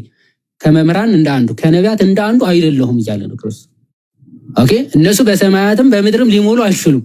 ክርስቶስ ግን በምድር ሆኖ በሰማያት የሚኖረው የሰው ልጅ ነው ብሎ በሰማያትም በምድርም የመላ እንደሆነ እየተናገረ ነው። ከሰማያትም የመጣ እንደሆነ እየተናገረ ነው። ወደ ሰማያትም ያረገ እሱ እንደሆነ እየተናገረ ነው ማለት ነው። ስለዚህ ምን አለ? ከነቢያት እንደ አንዱ አይደለሁም፣ ኦኬ በዚያ የምኖር ነኝ፣ በሰማያት የምኖር ነኝ እንጂ አለ በማለት መልስ ሊሰጠው እንዲህ አለው ካለ በኋላ በዚያ በልዕልና ያለው እርሱ በስጋ በአካል ቢገለጥም እንኳን ስለ እርሱ ታላቅነት መናገር እንደማይቻለን ትመለከታላችሁን ይላል። ኦኬ እርሱ ይላል ቀጥሎ በሰማይ ያለ ብቻ አይደለም ይላል። በሰማያት ብቻ ያለ አይደለም፣ በሁሉ ስፍራ የሚገኝና በዓለሙ ሙሉ የሆነ ነው። ነገር ግን ከሰሚው የመረዳት አቅም የተነሳ ቀስ በቀስ ከፍ ወዳለው ምስጢር ሊወስደው ሽቶ እንዲህ ብሎ ተናገረ። እዚህ በሰማያትም በምድርም የመላ እርሱ እንደሆነ ሊያስረዳው ኒቆዲሞስን መምህር ሆይ ከእግዚአብሔር ተልከህ እንደመጣ እናውቃለን ብሎ በነቢያት አንጻር ስለተረዳው ከነቢያት አንዱ ሳልሆን ነቢያት እኮ እንደኔ ከሰማያት መጥተው ወደ ሰማያት ያረጉ አይደሉም። ኦኬ ምድራውያን ናቸው፣ የእግዚአብሔር ቃል የመጣላቸው ናቸው። እኔ ግን በሰማይም በምድርም የመላው እግዚአብሔር ነኝ ይላል። ኦኬ። ስለዚህ ስለ አምላክነቱ በሁሉም የሞላ እንደሆነ ከሰማያት የመጣ እንደሆነ በሰማያትም ያለ እንደሆነ ከሰማያት ሲመጣ ከሰማይ ለቆ የመጣ እንዳልሆነ በሰማያትም አሁንም እንዳለ የተናገረበት ክፍል ነው። ሰው ሊነጻጸር የማይችል ከቶ የማይገናኝ ክፍል ነው የሚያነሱት ሙስሊም ወንድሞቻችን ማለት ነው። ያ ቃሎት ያሰማልን ዮሐዲ ምንድነው ይሄ ሌም የሆነ አርጊመንት ነው። ኤልያስ ወደ ሰማይ ስላረገ አምላክ ነው አይደለም። ኦኬ ወደ ሰማይ መወሰዱ ሲጀመር ኤልያስ ሲጀመር ወደ ሰማይ ማን ነው የወሰደው? እግዚአብሔር ነው የወሰደው። ኦኬ አሁን ዮሐዲ እንዳለው ጌታችን ኢየሱስ የተናገረው ነገር ከሰማይ ከወረደ በቀር አንደኛ እዚህ የተናገረው ምንድነው? ከሰማይ ነው የወረድኩት እያለ ነው። ከሰማይ ከወረደ በቀር ወደ ሰማይ የወጣ ሁለቱንም ክራይቴሪያ የሚያሟላ አዘሴም ታይም ደግሞ ምን በሰማይ የሚኖር ሶስቱን የሚያሟላ ነው። ኦኬ ስለ ክርስቶስ ኢየሱስ ስንናገር እነዚህ ሶስቱ ነው። ከሰማይ የወረደ ወደ ሰማይ ወጣ ከዛስ በሰማይ የሚኖር እና እንደው አንዳንድ ኡስታዞች እንደው ዝም ብላችሁ የሆነ ነገር አገኘን ብላችሁ አትቅጠፉ። ኦኬ አትቅጠፉ። እንደዚህ አይነት ውሸት በአደባባይ አሁን የሚያሳዝነው ፓርቲ ዋዴ ትልቁ ነገር ምንድነው? ተከታዮቻቸው ምንም ባይዘው ስለሚወራው ነገር ማጆሪቲው ሙስሊም ስለ ክርስትናው በቃ ማጆሪቲው ሰው ኢንሰልት ማድረግ አልፈልግም ይቅርታ ግን ነፃ ናቸው። ምንም ምን እየተወራ እንደሆነ ራሱ አንደርስታንድ ያደርጉ። ኦኬ እና ከዛ አንፃር ነው ይሄን የምንመለከተው እኛ ክርስቲያኖች ይሄንን ክፍል የምንረዳው መጽሐፍ ቅዱስም ግልጽ ስለሆነ እዚህ ሐሳብ ላይ በቃ ግልጽ ስለሆነ። ኦኬ እስልምናው ጋር ብትሄዱ ግን አሁን ሰው መጽሐፍ ቅዱስ ራሱ የእግዚአብሔር መገለ ያው እንግዲህ ኢንጅል የሚባለው ነገር ኢንጅል የት እንዳለ የት ነው ያለው ብላችሁ ሙስሊሞችን ብትጠይቋቸው አሁን እኛ ወንጌል እንደምንለው ኢንጅል ለኢሳ ተሰጥቶታል ብለው ያምናሉ። የት ነው ያለው ብላችሁ ብትጠይቋቸው አያውቁም። ተበረዟል ይሏቸዋል። የት ነው ያለው ያልተበረዘው ብትሏቸው አያውቁም። ምንም አያውቁም። እንደተባለው እስልምና ራሱ መነሻው ምናምን ነገር በቃ ክርስትና ላይ የሆነ ነገር ተለጣጥፎ ምናምን ነገር የሆነ እንትን የማለት ነገር ነው የምንመለከተውና ከዚህ አንፃር ነውና መጽሐፉን ለመጽሐፉ ባለቤት በተው መልካም ነው። መጽሐፉን ለመጽሐፉ ባለቤት በተው መልካም ነው። ኦኬ ምንም አይዲያው የሌለን መጽሐፍ ላይ የገቡ ማብኳት ጥሩ አይደለም ለማለት ያክል ነው። ሜቢ እግረ መንገዴን አንድ ሀሳብ ማንሳት የምፈልገው እዚህ ዮሐዲ ቆይ አንደኛ ምን የሚል ሐሳቡን በቃ ሁለተኛ ጴጥሮስ ምዕራፍ 1 ነው። ይሄ ከክርስቶስ ኢየሱስ ጋር በአምላካችንና በመድኃኒታችን የሚለው አምላካችን የሚለው ሌላና ካለው የሚገልጸው የሚለው ሰከንድ ፒተር ነው። ሁለተኛ ጴጥሮስ ምዕራፍ 1 እሺ እዚህ ላይ ያው በእርግጥ የዛን ቀንም ይሄ አቡበከር የሚባለው ልጅ አለ አይደል ዮሐዲ ላይቭ ላይ የዛን ቀን ዘይለም ኦኬ አስታወስኩት። እሷንም አሳብስ የዛን ቀን በእርግጥ ላይቭ ላይም ኦልሬዲ እዛው ልጁም ያው ፈርጥጦ ወጥቷል። ሜቢ የዛን ቀን በጠዋት ስለነበረ ብዙ ሰዎች አላያችሁ ምናምን ነገር። አንዳንዴ ምንድነው የቃላት ጨዋታ ነው። አንዳንዴ እስልምናው ላይ ያሉ ሰዎች ምንድነው የቃላት ጨዋታ ሊጫወቱ ነው የሚሞክሩት። ይሄ ቃል እኮ እንዲህ ነው እንደዚህ ጋር እኮ እንዲህ ነው እያሉ የቃላት ጨዋታ ቃላት ውስጥ የመደበቅ አይነት ነገር ነው ሰዎች ጋር የምንመለከተው። ኦኬ ለምሳሌ ከነዛ ውስጥ ምንድነው ሁለተኛ ጴጥሮስ መልእክት ምዕራፍ 1 ቁጥር 1 ላይ ያለው ሐሳብ አለ። ኦኬ የኢየሱስ ክርስቶስ ባሪያና ሐዋርያ የሆነ ስምዖን ጴጥሮስ በአምላካችንና በመድኃኒታችን በኢየሱስ ክርስቶስ ጽድቅ ካገኘነው ጋር የተካከለ የክብር እምነትን ላገኙ የሚለውን ሐሳብ ይዙና በአምላካችንና በመድኃኒታችን ኦኬ እንግሊዝኛውን እጅ ላንብብላችሁ። ይሄ ያዝና ምን ይባላል? ይሄንን ጥቅስ ይዘው ምን ይላሉ? በአምላካችንና ብለው በመድኃኒታችን በኢየሱስ ክርስቶስ የሚለው ሰፓሬትድ ነው። አምላካችን የሚለው ሌላ ነው፣ መድኃኒታችን ተብሎ ነው ኢየሱስ የተጠራው ነው የሚል አርጊመንት የሚያነሱ አሉ። ባይዘው ኦኬ በአምላካችን የሚለው ሌላ ነው፣ በመድኃኒታችን የሚለው ሁለት ፐርሰኖችን ነው የሚያሳየው የሚል አይነት አርጊመንት ያነሳሉ። ይሄ ግን እንደው ግሪኩ ላይ እንሂድ ይባላል። ግሪኩን ባይዘው ኤኒዋን ሄዶ ሪፈር ማድረግ ይችላል። እድሜ ለባይብል ሀብ ሄዳችሁ ቼክ ብታደርጉ በስርዓት ያስቀምጣል። ሁለት ፐርሰን አይደለም እዚህ ጋር ጽሁፉ የሚያሳየው በአምላካችንና በመድኃኒታችን ነው የሚለው። እርሱ ምንድነው? አምላካችንና መድኃኒታችን የተባለው ምንድነው? ኢየሱስ ክርስቶስ። ካቴና ሄዳችሁ ብትመለከቱ እንግሊዝኛው እንደው ሞር አንዳንድ የአማርኛ ላንጉዌጁም አይ ቲንክ ትንሽ ለእንደዚህ አይነት ነገር ይጋብዛል መሰለኝና ሁለተኛ ጴጥሮስ ሄዳችሁ ብትመለከቱ እንደዚህ አይነት የቃላት ጨዋታችሁን ጀስት አቮይድ ለማድረግ ማለት ነው። ሁለተኛ ጴጥሮስ ምዕራፍ 2 ላይ ሄዳችሁ ብትመለከቱ ምዕራፍ 1 ይቅርታ ምንድነው ዛሬ ጥቅስ እንዲህ ይላል to those who have obtained like precious faith with us by the righteousness of our God and Savior Jesus Christ ነው የሚለው። our God and Savior ነው የሚለው በአምላካችንና በመድኃኒታችን። ሁለቱም ሳብጀክቱ እዚህ ጋር ሳብጀክቱ ማን ከተባለ ጌታ ኢየሱስ ነው። ጴጥሮስ ምን እያለው ኢየሱስ ክርስቶስን God and Savior አምላካችንና መድኃኒታችን ጴጥሮስ የመጀመሪያው አይደለም እንደዛ ብሎ ሲጠራው ጌታችን ኢየሱስ። ኦኬ ቶማስን ተመልክተናል ጌታዬና አምላኬ ብሎ ሲጠራው። ግን ተመልከቱ እዛው ቁጥር 2 ላይ ሁለተኛ ጴጥሮስ ምዕራፍ 1 ቁጥር 2 ላይ ሁለት የተለያዩ ፐርሰኖችን ለማሳየት ሲፈልግን መጽሐፍ ቅዱሳችን እንዲህ ይላል Grace and peace be multiplied to you in the knowledge of God and ይልና of Jesus our Lord ይላል። አያችሁ ሁለት አካላትን ሲያሳይ of God ይልና and of Jesus our Lord ይላል። አሁን እዚህ ጋር ሁለት አካላትን የሚያሳየው አማርኛውም ላይ ሄዳችሁ ስትመለከቱ በእግዚአብሔርና በጌታችን በኢየሱስ ዕውቀት ብሎ ይለያቸዋል፣ ሰፓሬት ያደርጋቸዋል። ቁጥር 1 ላይ ግን ያለውን ስትመለከቱ በአምላካችን በመድኃኒታችን የሚለው ግልጽ ነው። of our God and Savior የሚለው Jesus Christ ነው የሚለው አንድ ሳብጀክት ነው። ኦኬ መጽሐፍ ቅዱሳችን ያው የክርስቶስን አምላክነት ብዙ ጊዜ አይተነዋል። አስፈላጊ ከሆነ አንዳንድ ርዕሶችን እያነሳ ዛሬ የምናየው ይሆናል። ግን እንደዚህ አይነት የቃላት ጨዋታዎችን አሁን ይህን ቶፒክ ለምንድን ያነሳው ካላችሁኝ እዚህ ርዕስ ላይ አንድ ፕሮቴስታንት ልጅ ነበረና የአቡበከር የሚባለው ኡስታዙ እሱ ፕሮቴስታንቱን ግሪኩ እንግሊዝኛው እንደዚህ ነው የሚለው እንደዚህ ነው እያለ ልጁን ግራ ሲያጋባው ነው እንዳጋጣሚ ሆኖ እኛም የደረስነውና የገባሁት የዛን ቀን ምናምን ኤኒዌይስ ብቻ ግን እንደዚህ አይነት የቃላት ጨዋታዎችን የሙስሊሞችን የቃላት ጨዋታዎችን እንድታስተውሉ ቃላት ነው በቃ የሆነ አንዳንድ ቃላት ኦፍ ኤንድ እንዲህ እያሉ እኛ ክርስቲያኖች ግን መጽሐፍ ቅዱስን ስንረዳ ኦኬ ሁሌም እንደምንናገረው መጽሐፍ ቅዱስን ስናነብ የሆነ ጥቅስ ካለ ቢያንስ 3 ጥቅስ ወደ ላይ ከዛ ከፍ ብሎ ማንበብ ያስፈልጋል። አውድ የሚባል ነገር አለ፣ ኮንቴክስት የሚባል ነገር አለ። ኦኬ ኮንቴክስቱን ካነበብን መጽሐፍ ቅዱሱ ግልጽ ነው። ኮንቴክስት ማንበብ ያስፈልጋል። የሆነ ጥቅስ ላይ ቆመን ብቻ እዛ ጥቅስ መሰንጠቅ ላይ ትኩረት ማድረግ የለብንም ለማለት ያክል ነው። እናንተ ሰዎች እሺ ወደ ዮኒ መሄድ የምንችል ይመስለኛል። ዮኒ የዝግጁ ኮንክ ሪያክት የምናደርጋቸው ቪዲዮዎችን ይታወቃል። ፓስተር ተስፋዬ ይባላል። ፕሮቴስታንት ላይ ያው ካውንስል ውስጥም አለበት። ግን ያው ስለ ልሳን የተናገረውን ነገር ስሙት። መሞላት የሚባል በአጠቃላይ የለም። በልሳን መሞላት የሚባል በአጠቃላይ የለም። አንሞላም በልሳን ማንም ሊሞላችሁ ይችላል። ልሳን የእግዚአብሔር ብቻ ስላልሆነ ማለት። ስለዚህ ሰው በአጋንንትም ልሳን ሊሞላ ይችላል። በልሳን መሞላት የሚባል ደህንነት የምታስተምሩ መጽሐፍ ቅዱስ የምታስተምሩ ሰዎች ካፋችሁ መውጣት የለበትም። መጽሐፍ ቅዱሳዊ ቋንቋ አይደለም። የለም እንደዛ የሚል በአጠቃላይ በልሳን ተሞሉ ሚል የለም። ይሞላሉ ሚል የለም። መንፈስ እንደሰጣቸው በልዩ ልዩ ልሳኖች ምን አሉ ነው የሚለው ተናገሩ ነው እንጂ ተሞሉ አይልም። መንፈስ እንደሰጠን መጠን ግን በልዩ ልዩ ልሳኖች እንናገራለን እንጂ አንሞላም። ጌታ ያለው መንፈስ ቅዱስ ይሞላባቸዋል ነው እንጂ ልሳን ይሞላባቸዋል አላለም። መንፈስ ቅዱስም ሞላባቸው፣ መንፈስም እንደሰጣቸው በልዩ ልዩ ልሳኖች ምን አሉ ይላል ተናገሩ። ልሳን ሞላባቸው፣ ልሳን ተናገሩ አይልም። መንፈስ ሞላባቸው፣ በልሳን ተናገሩ። ጳውሎስ እጁን ጫነባቸው፣ መንፈስ ቅዱስ ሞላባቸው፣ ትንቢት ተናገሩ፣ በአዲስ ቋንቋ ተናገሩ። የተጸለየላቸውም መንፈስ ቅዱስ እንዲሞሉ እንጂ ልሳን እንዲናገሩ አይደለም። ስለዚህ መንፈሳችን ለሌላ እንግዳ መንፈስ እንዳንከፍት ጥንቃቄ ማድረግ ያስፈልገናል። በልሳን ኦኬ ስላለ ኦኬ እንግዲህ ዮኒ እስኪ የሆነ ነገር በልበት፣ አንተ ራስህ እስኪ የተወሰነ ነገር በልበት። አሁን ያነሳው ሀሳብ ላይ ፓፓ ይሄ እንግዲህ ይህም ካውንስሉ አባል ነው። እዛ ውስጥ ሆነው ልሳን አለ የሚባለውን የሚቀበሉ አሉ፣ የማይቀበሉ አሉ። ከማይቀበሉት ውስጥ አንዱ ከዚህ በፊት እንደሚታወቀው ፋሲል ዳዊት አይቀበልም። አሁን ይህም ፓስተር አይቀበልም። ተራ በተራ የማይቀበሉ ፓስተሮች እየመጡ ነው። ይህ ልሳን የሚባለውን ነገር ማለት ነው። አሁን ላይ ያለውን ልሳን አይቀበሉም።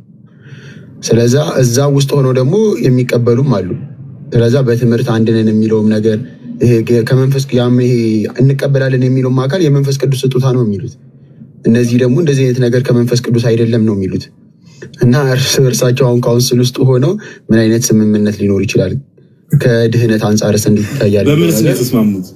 በምንስ ነው እኮ የተስማሙት የሚለው ነገር በጣም የአሻሚ ነገር ነው። እና አሁን ሰውስ አሁኑ ሲመጣ ወደ እነሱ ሲሄድ ወደ የትኛው ነው የሚሄደው? ከዚህ በፊትም ሰምታችኋል። ሙለታ እኔና ፓስተሬ አንድ ቸርች ነን፣ እሱ ድህነት ይታጣል ይላል፣ እኔ ድህነት አይታጣም ስል እሱ ድህነት ይታጣል ይላል። አንድ ቸርች ውስጥ ራሱ እንደዚህ አይነት ነገሮች ሊያጋጥሙ ይችላሉና ይሄ የሚያሳየው ምንድነው? ለትምህርት ጥንቃቄ አለመኖሩ ነው። ስለዚህ ለትምህርት ጥንቃቄ ከሌለ ደግሞ በቃ ዝም ብሎ ሰዎችን ኢየሱስ በሚለው ሽፋን ብቻ ሰዎችን መሳብ ነው የሚሆነው እና ይሄ የመንፈስ ቅዱስን የጸጋ ስጦታ በዚህን ያህል ደረጃ ልዩነት ካመጣ ቆም ብሎ ያሉበትን መሰረት ማስተዋል ይገባቸዋል። ባይዘው ይሁን የተናገረውን ነገር መሀል ላይ አስተውለው ከሆነ ዮሐንስ ሰምታችሁት ከሆነ ምን አለ ጭራሽ በሌላ መንፈስ የእግዚአብሔር መንፈስ ብለን በሌላ መንፈስ እንዳንሞላ ጥንቃቄ ያስፈልጋል። which means አሁን የተናገረው ፓስተር እምነቱ ምን አይነት ነው? ዮሐዴ መጽሐፍ ቅዱሳዊ ነው ወይስ አይደለም የማለት ብቻ ሳይሆን ተሳች ያላችሁ ሰዎችን በደንብ ስሙ። እንደዛ የማለት ብቻ ሳይሆን ፓስተሩን ሰምታችሁት ከሆነ በሌላ መንፈስ እንዳንሞላ ጥንቃቄ ይፈልጋል። ኦኬ እሺ፣ ምን ለማለት እንደፈለገ እስቲ ለመረዳት ሞክሩ የሚል ኮሜንት እያየው ነው። ናሽ ግባ ምን ለማለት እንደፈለገ ከመጣሽ ማርያም ታምጣሽ የሚባል ነገር አለ። በጣም እቺን አባባለሽ እንደውም ከመጣ አይቀር እኛም ቆይ ዮኒ በድጋሚ ታሰሟል። ገብቷል ይሰማኝ። ብሩክ ልክፈትልህ አንዴ ተሰማውና ከዛ ዛው ላይ አስተያየት ትሰጣለህ። እሺ መሞላት የሚባል በአጠቃላይ የለም። አንሞላም በልሳን ማንም ሊሞላችሁ ይችላል። ልሳን የእግዚአብሔር ብቻ ስላልሆነ ማለት። ስለዚህ ሰው በአጋንንትም ልሳን ሊሞላ ይችላል። በልሳን መሞላት የሚባል ደህንነት የምታስተምሩ መጽሐፍ ቅዱስ የምታስጠኑ ሰዎች ካፋችሁ መውጣት የለበትም። መጽሐፍ ቅዱሳዊ ቋንቋ አይደለም። የለም እንደዛ የሚል በአጠቃላይ በልሳን ተሞሉ ሚል የለም። ይሞላሉ ሚል የለም። መንፈስ እንደሰጣቸው በልዩ ልዩ ልሳኖች ምን አሉ ነው የሚለው፣ ተናገሩ ነው እንጂ ተሞሉ አይልም። መንፈስ እንደሰጠን መጠን ግን በልዩ ልዩ ልሳኖች እንናገራለን እንጂ አንሞላ። ጌታ ያለው መንፈስ ቅዱስ ይሞላባቸዋል እንጂ ልሳን ይሞላባቸዋል አላለም። መንፈስ ቅዱስም ሞላባቸው፣ መንፈስም እንደሰጣቸው በልዩ ልዩ ልሳኖች ምን አሉ ይላል፣ ተናገሩ። ልሳን ሞላባቸው፣ ልሳን ተናገሩ አይልም። መንፈስ ሞላባቸው፣ በልሳን ተናገሩ። ጳውሎስ እጁን ጫነባቸው፣ መንፈስ ቅዱስ ሞላባቸው፣ ትንቢት ተናገሩ፣ በአዲስ ቋንቋ ተናገሩ። የተጸለየላቸውም መንፈስ ቅዱስ እንዲሞሉ እንጂ ልሳን እንዲናገሩ አይደለም። ስለዚህ መንፈሳችን ለሌላ እንግዳ መንፈስ እንዳንከፍት ጥንቃቄ ማድረግ ያስፈልገናል። እሺ ዮኒ እናመሰግናለን። እሺ ወንድማችን ብሩክ እንኳን ደህና መጣ። ሰላም፣ እንዴት ናችሁ? እግዚአብሔር ይመስገን፣ ሁሉ ሰላም፣ እግዚአብሔር ይመስገን። እሺ ፓስተሩ ሲናገር የነበረው ነገር ሰምተዋል እና መጀመሪያ የተናገረው ነገር ላይ ስቴፕ ባይ ስቴፕ እንሄዳለን። በመጀመሪያ ደረጃ ልሳን መሙላት የሚባል ነገር አለ ብለህ ታምናለህ? ናልከኝ በልሳን መሙላት የሚባል ነገር አለ ብለህ ታምናለህ? እኔ ሳልሆን እኮ መጽሐፍ ቅዱስ ነው አለ ብሎ የነገረን ከፓስተሩ አንፃር ወደ መጽሐፍ ቅዱስ እንመጣለን። ፓስተሩ ተሳስቷል። ስለዚህ እኔ ተሳስቷል አላልኩም። እሺ ጥያቄ ምንድነው? በትክክል ጠይቀኝሽ። ምንድነው እያልከኝ? ፓስተሩ ቃል በቃል ምን ብሎ ተናገረ? በልሳን መሞላት የሚባል ነገር የለም። ልሳን ይናገሩ ዘንድ ልሳን ተሰጣቸው ነው እንጂ በልሳን መሞላት ለምን የምንሞላበት ነገር በእግዚአብሔር መንፈስ ሲሆን በአጋንንት መንፈስ እርግጠኛ ስላልሆንን አገልጋዮች ይህንን ቃል መጠቀም አቁሙ ነው እንደው ማለት ይሁን ቃል በቃል ያለው። አዎ በልሳን መሞላት የሚባል ነገር የለም። አዎ ይህንን ሀሳብ ተስማማ። የሰውየውን ሀሳብ ተረታ ከሆነ እያለ ያለው በልሳን መሞላት የሚባል ነገር የለም ነው እያለ ያለው እንጂ ልሳን የለም፣ ልሳን የሚባል ነገር የለም። ለዛም ነው እኔ ኮሜንት ላይ ከስር ገብቼ የተናገርኩት። እኔም እኮ መጀመሪያ የጠየቅኩ ብሩክ ሰምታኝ ከሆነ በልሳን መሞላት የሚባል ነገር አለ ወይስ የለም ስለ በልሳን መሞላት የሚባል ነገር አለ። በልሳን መሞላት የሚባል ነገር አለ አላልኩም። የለም በልሳን መሞላት የሚባል ነገር። ተባረክ። በደንብ ስሙታችሁ ያላችሁ ሰዎች ፕሮቴስታንቶች፣ በልሳን መሞላት የሚባል ነገር የለም። አሁን በየአዳራሹ በልሳን መሞላት እየተባለ የሚነገረው ነገር ምንድን ነው? እኔ በየአዳራሹ ስለመደረገው ሰው እኔን ጠይቀኝ። ቀጥታ ከኔ ጋር የምታወራው እኔን ጠይቀኝ። በልሳን መሞላት በልሳን መናገር አለ። በመንፈስ ቅዱስ የተሞሉ ሰዎች በልሳን ይናገራሉ። ሀሳቡም ይህንን ነው እያስረዳ የነበረው። አሁን ለምንድን ነው አንድን ነገር አጣሟችሁ ወደምትፈልጉበት ከስር የምሰማውን ሰው ወደ ሌላ ነገር ልትወስዱ የምትሞክሩ? ቀጥታ ተናገሩ፣ ቀጥታ ተረዱ። ሰውየው እያለ ያለው ምንድን ነው? ሀሳቡን እንረዳው። ሰውየው ተረጋጋ ፓፓ። በአንዴ እኔ እኮ ትገባላችሁ፣ ኮመንት ትጽፋላችሁ፣ ትገቡና ከሁለት ደቂቃ በኋላ ቶናችሁ ይቀየራል። ረጋ በልና አውራ፣ በገባበት ቶን። ኦኬ አትናደድ። አሁን ምን መሰለ፣ ስለዚህ በልሳን መሞላት እየተባለ በየቦታው የሚነገረው ነገር ልክ አይደለም ነው እያልከን ያለው? እኔ ጠይቀኝ እስቲ፣ እኔ በትክክል ጠይቀኝ። ምንድነው? ቆይ እኔ ቆይ አንዴ እስቲ ከየት ቤተ እምነት ነው አንተ? ካልቪኒስት ነገር ነው እኮ ቤተ እምነት እስኪ ንገረን፣ እኔን ጠይቀኝ ይላል። ከየት ቤተ እምነት ነው? የካልቪን የእንትና ማዘጋጅለት ካልቪን ከሆነ የዴቫ አዘጋጅለት ይሆን? እስከዚያ ወዴት ነው እንዲህ ነው እና እንጂ ከአባቶቻችን ልናሳይ እኮ ነው። ካልቪን ነው ሲሉ አይቼ መጀመሪያ ስለኔ ጠይቀኝ እያለ ስለነበር ና እስኪ ካልቪኒስት ወይም ደግሞ ቃለ ሕይወት ከሆንክ ቃለ ሕይወት ራሱን እንደዚህ ይቀበላል የሚለው ለማየት ነበረ። ኢኒዌይስ ልጁ አዘግ ነው ምናምን እያሉም ነበረ። ከታች የሚጠየቀው ሌላ የሚመልሰው ሌላ ነበረ። አስቸጋሪ ነው። አይ እንትን ነው። እስቲ ሆን ያውኑ የእንትናንም አሰማን። የተገኘ ነው ተገኘ ወር ማን ነው? ይቅርታና ጋዲ አንድ ሀሳብ ነበረኝ እዚህ ጋር። ይሄ የአሁኑ ፓስተር በእስራኤል ዳንሳ የተቀባ ነብይ መሆኑን ታውቃለህ? የአሁኑ በእስራኤል ዳንሳ እሱና ልጁ ትንቢት የተነገረላቸው ነብይ ነው። ይሄ ነብይ ነው አሁን ልሳንን የሚቃወመው ማለት ነው። አዎ ቪዲዮ ነበረኝ ሲቀባ ራሱ። አረ በእግዚአብሔር እስቲ ቪዲዮን ካለ ይሄ ፓስተር ማለት የሆነ ጊዜ ድንግል ማርያም ማለት በሰው ዘንድ ስለመቤታችን በሰው ዘንድ እንደውም ምን የሆነ ጊዜ ቲክቶክ ላይ ቫይራል ወጥቶ ነበር አይደለ? ስለመቤታችን ራሱ ነው። ይሄውን ውጭ ነው ያለው ቸርቹና ውጭ ሀገር ስላለ ቢያንስ በቸርች ውስጥ የሚፈጸምበት ተጽዕኖ ሊሆን ይችላል። እዚህ ልሳን መሞላት የሚባል ነገር የለም የሚል ትምህርት ላይ ያደረሰው ማለት ነው። ግን ከዚህ በፊት ልሳንን የሚቀበል ልሳን ካልተናገርክ የዳንክ ሰው እስከማትመስል ድረስ ጡጡጡ እያሉ ጣራ ላይ የሚወጡ ሰዎች የሚዝናኑበት ቸርች ውስጥ የተቀባ ሰው ነው። እንግዲህ አስቡ። ጡጡጡ ካልክማ ቆይ እስኪ ይህን ላሰማ።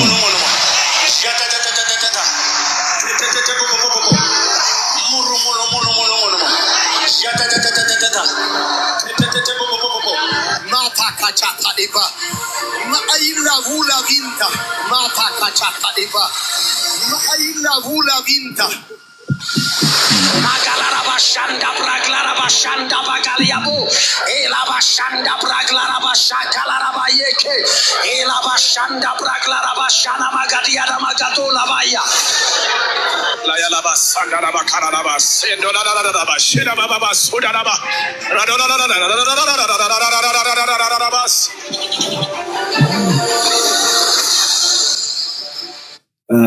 እንግዲህ እኔ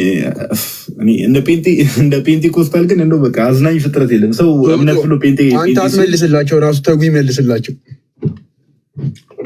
እስቲ ዮኒዬ ልክ ተጉን ከከፈትክ በኋላ ሄሉ ጋር ትሄድና በቅርብ የፖስተችውን ቪዲዮ ደግሞ ራስታውን ታሳየናለህ ማለት ነው። እና የምር ግን ቆሮንቶስ እየገባችሁ ነው እንደዚህ የምትጠቅሱት? እየገባችሁ ከሆነ እኔ በጣም ነው የማደንቃችሁ። እውነት እግዚአብሔር ይባርካችሁ። ግን አይመስለኝም። እኔ ይቅርታ አድርጉልኝ። አውዱን ያስቡት። ቆሮንቶስን ለምን ተጻፈ? ቆሮንቶስ ቤተክርስቲያን ምን መካከል ነበረች? አሁን እኮ ያለው በማስረጃ አንድ ወንድም አቀርቦ ያው ዓለም በሙሉ ጴንጤ በሙሉ ተንጫጭ በማስረጃ አንድ ስትሬንጅ ፋየር ሚል ኮንፈረንስ ላይ አንድ ሰው አቀረበ። የሩቅ ምስራቅ ልምምድ ነው አሁን የምትሉት በበሊንግ ላላላላ የምትሉት ነገር ይሄ አጋንንት እዚህ ሩቅ ምስራቅ እንዲህ ይባላል። እሱኑ ነገር ነው የቀዳችሁት። አንዳንድ ሰዎች ሰብትል ናቸው፣ አደገኛ ናቸው። እንዲህ አይነት ልምምዳቸውን ከመንፈስ ቅዱስ ጋር ሰፍተው ያባዙታል። አጋንንት ደግሞ አቅምም አለው። የስ ዳንዬ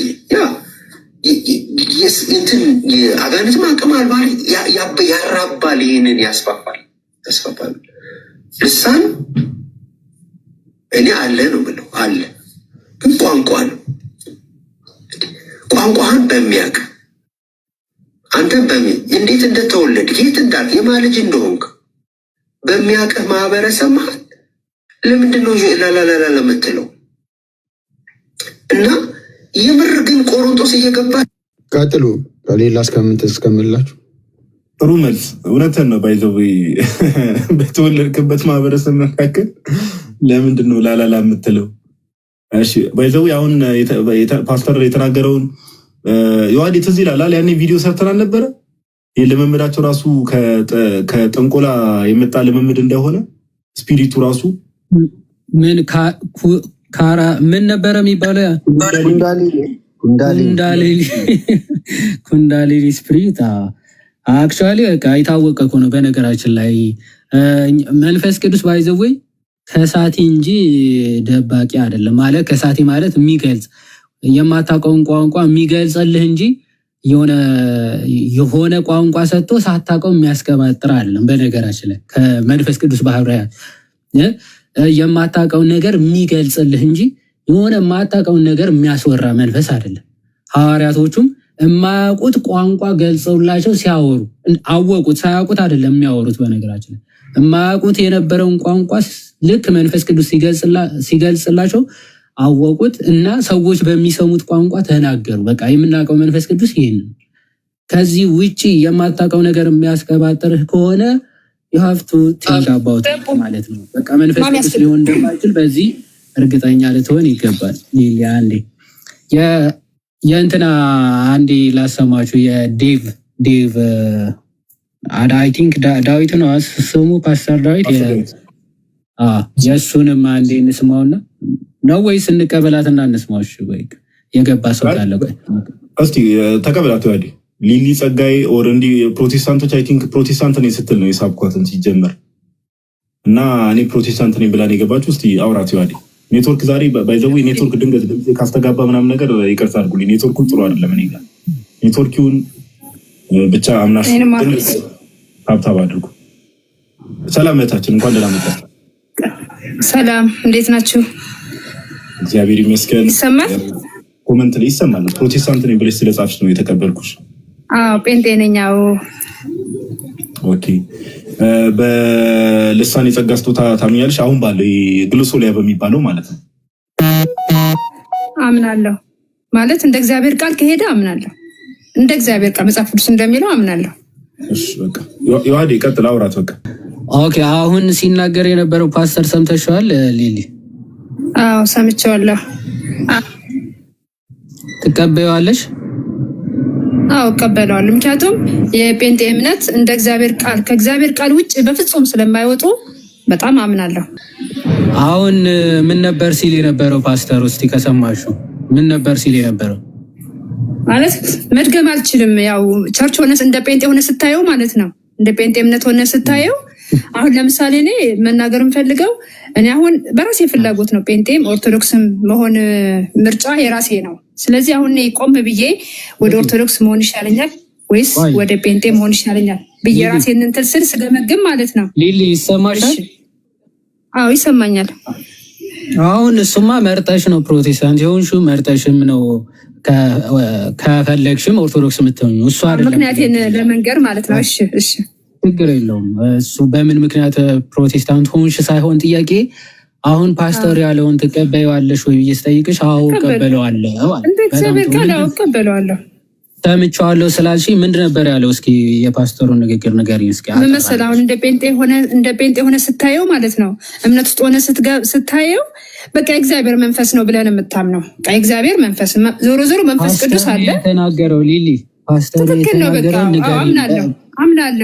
አምናለሁ። ምንድን ነው ያለው እኮ ነው ያልኩሽ። ምንድን ነው ያለው? መናገር አትችልም እኮ መደም አትችልም። የእግዚአብሔር መንፈስ ነው። እዚህ ጋር መፍታት አለ። ልሳን እኮ አይደለም የተናገረው። አሁን በልሳን አምናለሁ። በቃ እኔ ግን አምናለሁ። ምክንያቱም እናንተ እያልኩሽ አለሁት። ቆይ አሁን ተከፍቶ የነበረው ፓስተር ነው። በቃ አምናለሁ።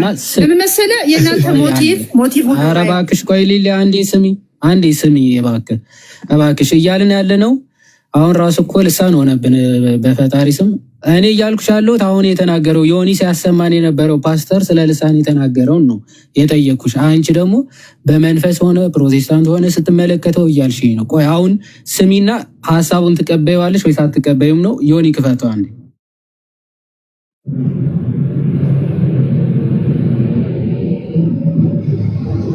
እና የምር ግን ቆሮንቶስ እየገባችሁ ነው እንደዚህ የምትጠቅሱት? እየገባችሁ ከሆነ እኔ በጣም ነው ማደንቃችሁ። እውነት እግዚአብሔር ይባርካችሁ። ግን አይመስለኝም። እኔ ይቅርታ አድርጉልኝ። አውዱን ያስቡት። ቆሮንቶስን ለምን ተጻፈ? ቆሮንቶስ ቤተክርስቲያን ምን መካከል ነበረች? አሁን እኮ ያለው በማስረጃ አንድ ወንድም አቅርቦ ያው ዓለም በሙሉ ጴንጤ በሙሉ ተንጫጭ በማስረጃ አንድ ስትሬንጅ ፋየር ሚል ኮንፈረንስ አንድ ሰው አቀረበ። የሩቅ ምስራቅ ልምምድ ነው አሁን የምትሉት በበሊንግ የምትሉት ነገር ይህ አጋንንት ሰትል ናቸው፣ አደገኛ ናቸው። እንዲህ አይነት ልምምዳቸው ከመንፈስ ቅዱስ ጋር ሰፍተው ያባዙታል። አጋንንት ደግሞ አቅምም አለው። የስ ዳንዬ ያ እንትን አጋንንትም አቅም አልባል ያራባል፣ ይህንን ያስፋፋል። ልሳን እኔ አለ ነው ብለው አለ፣ ግን ቋንቋ ነው። ቋንቋህን በሚያውቅ አንተን እንዴት እንደተወለድ የት እንዳል የማልጅ እንደሆንክ በሚያውቅህ ማህበረሰብ መሀል ለምንድን ነው ላላላላ ለምትለው? እና የምር አሁን ሰምተዋለች መሰለኝ፣ እርግጠኛ ነኝ። እሺ አሁን እርግጠኛ ነን። ሊሊ በደንብ ሰምተሽዋል። አሁን ይሄን የተናገረውን ፓስተር ሀሳቡን ትቀበያለሽ ወይስ አትቀበዩም ነው የዚህ ፓስተር? ሊሊ ማይክሽን አሁን ክፈችው። ሊሊ አለ። ኦኬ አሁን መተሻለሽ ይሰማል። እኔ ግን እቀበለዋለሁኝ። ስለዚህ ላላላ ምናምን የሚል ትርጉም የማይሰጥ ልሳን አትቀበይም? የለም ብለሽ ነው የምታምኚው? እንደዚህ የሚባል ልሳን የለም ብለሽ ነው የምታምኚው? አይ እንደ ነው ሰውየው የሚናገረው እንደ ተቃውሞ ስለሆነ እኔ ልሳን አለ ብዬ ነው የማምነው። ልሳን አለ። ሰይጣን የቸርች አገልጋዮች ግን የሰይጣን መንፈስ ነው። ፓስተሩን ሐሳብ አትቀበዩም ነው አሁን የተናገረውን ሐሳቡን አትቀበዩም? አልቀበለውም። አትቀበዩም? እሺ የፓስተሩን ሐሳብ አትቀበዩም። ጥሩ። ይሄኛው ላላላ ምናምን የሚለው ሻላላ የሚለውን ልሳን ከየት ነው የመጣው ሊሊ? ያው ሲጸልዩ እኮ ማለት ነው አንድ ወይ ሁለት ከዛ መሀል ከዛ በላይ ሆኖ ሲጸልዩ ያው ተሰባስበ ስትጸልይ በቃ ሞር ወደ እግዚአብሔር ስትጸልይ በጣም ስትጸልይ መንፈስ ቅዱስ እንትን ይላል እና እኔ አምናለሁኝ። ምን አሁን መንፈስ ቅዱስ ከየት ከእግዚአብሔር በቃ ከእግዚአብሔር መንፈስ ያረጋል የሚል ከይራም ያረጋል ባይል በአዲስ ቋንቋ ግን ያው ይናገዝ እነ ማርያምም እኮ ሲጸልዩ በአዲስ ቋንቋ በአዲስ ቋንቋ ማለት ላላላ ሻላላ ማለት ነው። ያው አዲስ ቋንቋ ማለት ላላላ ሊሆን ይችላል፣ ሌላ ነገር ሊሆን ይችላል። ከፖዚቲቭ ላላላ አዲስ ቋንቋ ነው። ቆይ ሊሆንም ይችላል። ላላላ አዲስ ቋንቋ ነው። እንደኛ አማርኛ ትግርኛ ሳይሆን ማለት ነው የሆነ አዲስ ቋንቋ ነው። በቃ እኛ ለምናዳምጠው አዲስ ነው ማለት እንደዛ ብትረዱት ነው የሚሻል። ለምናዳምጡት ነው። ቆይ ለምናዳምጠው እስቲ ማስረጃ ለሚሰማው። ቆይ አንዴ ሊሊ ተረጋጊና አንዴ ቆይ እባክሽ ረጋ በይ። ለሚሰሙት አዲስ ነው የሚለው እስኪ ከየት ነው ያመጣሽው? እስኪ ማስረጃ። ለምን መሰለህ አሁን ሲጸልዩ እነ እመቤቴ ማርያም ሲጸልዩ ማለት ነው ማስረጃ ነው ያልኩሽ እኮ ልነግርህ ነው። ሲጸልዩ እኮ ልነግርህ ነው። ሲጸልዩ አዲስ ቋንቋ ተናገሩ ነው የሚለው። ሊሊ እንደዛ ነው ጥያቄ አልተጠየቁ። ጥቅስ ነው ያልኩሽ። የት ነው ያለው? የሐዋርያት ስራ ውስጥ ነው የሚኖረው። ሐዋርያት ስራ ውስጥ ነው። አንተ ታውቀው ይሆናል ስለመንፈስ ቅዱስ ምዕራፉን አላወቅኩትም፣ ይቅርታ ነው ወንድም። ግን በአዲስ ቋንቋ እንደሚናገሩ ያለው ነው ለሐዋርያት የወረደው። ቆይ እሱ ምዕራፍ 2 ላይ ያለው ለሐዋርያት የወረደው። በጣም ጥሩ። እነሱ ላላላ ሻላላ የሚል ቋንቋ ነው የወረደላቸው። አይ ድምፁ ተረጋግጠሽ ቀስ ብለሽ አውሪ እሺ። ለመረዳዳት ስለሆነ ማለት ነው እኮ ልክ ነህ። ግን ምን መሰለህ እነሱ የተናገሩት ላላላለ ሻላላ አላለም። ጀስት አዲስ ቋንቋ ተናገሩ ስላለ በድምፅ አልሰማነውም። የተጻፈውን ነገር በድምፅ እኮ አልሰማነውም፣ በጽሁፍ ነው የተነገረ። ስለዚህ ሰምተውታል ነው የሚለው መጽሐፉ። ግን ሰምተውታል ነው የሚለው። ከየት አምጥተሽ ነው? አልሰሙትም። እስኪ አንብበው። አይ እንደዚህ ላላይል ነበረ ሻላላ ነበረ አላለም እኮ። አንብብልሽ። ቆይ አንዴ ስሚ። ራሳችን ረጋ በይና እንድትማሪ ስለሆነ መጽሐፉን ከፍቶልሻል። የእግዚአብሔር ቃል የሚለው ነገር እንነጋገር። ማን ነው? ቆይ መቅደስ ረጋ በይ። ማይክሽ ሚዩት አድርጊ። ቀጥሎ ዋዲ ረጋ ባለ ስፒሪት እሷ አውርቶ ሲጨርስ ከዛ በኋላ ተደማምጠሽ አውሪ እሺ። ለሚሰማውም ሰው እንዳያሰሩት። አዎ ሊሊ ለመረዳት ነው እሺ። አሁን ከዚህ በፊት የነበረሽን እምነት ሰዎች ያስተማሩሽን ምናምን ወደ ጎን ተይው። አሁን በመጽሐፍ ቅዱስ የእግዚአብሔር ሐሳብ ባለበት መጽሐፍ ነው የምንነጋገረው። ስለዚህ ያንን አይ ቲንክ መጽሐፍ ቅዱስ ያለውን አሜን ብለሽ ተቀበያለሽ አይደለ ሊሊ? አዎ። በጣም መልካም። አሁን የከፈትኩልሽ ሐዋርያት ሥራ ምዕራፍ 2 ከቁጥር 1 ጀምሮ ነው። እንግዲህ ሐዋርያቶቹ የተቀበሉት መንፈስ ቅዱስ ከዛ ደግሞ የገለጠላቸው ልሳን ይሄንን ነው። መጀመሪያ እንግዲህ ለሐዋርያት የተገለጠው መንፈስ ቅዱስ ምን አይነት ልሳን ነበር ሲያናገራቸው የነበረው? አሁን ያለውን አይነቱ ነው ወይስ ደግሞ የምርም ሰዎች የሚሰሙት ቋንቋ ነው የሚለው ተመልከች። ከቁጥር 1 ጀምሬ ላንብብልሽ። በዓለ ሀምሳም የተባለውን ቀን በደረሰ ጊዜ ሁሉም በአንድ ልብ ሆነው አብረው ሳሉ ድንገት እንደሚነጥቅ አውሎ ነፋስ ከሰማይ ድምፅ መጣ፣ ተቀምጠው የነበሩትንም ቤት ሁሉ ሞላው ይልና እንደ እሳትም የተከፋፈሉ ልሳኖች ታዩአቸው ይላል። በደንብ አስተውይ። እንደ እሳትም የተከፋፈሉ ልሳኖች ታዩአቸው፣ በእያንዳንዳቸውም ላይ ተቀመጠ። መቅዲ አንዴ እስኪ ሚዩት አድርጊ፣ ቆይ አትክፈች ወይ እንደዛ ትሁን።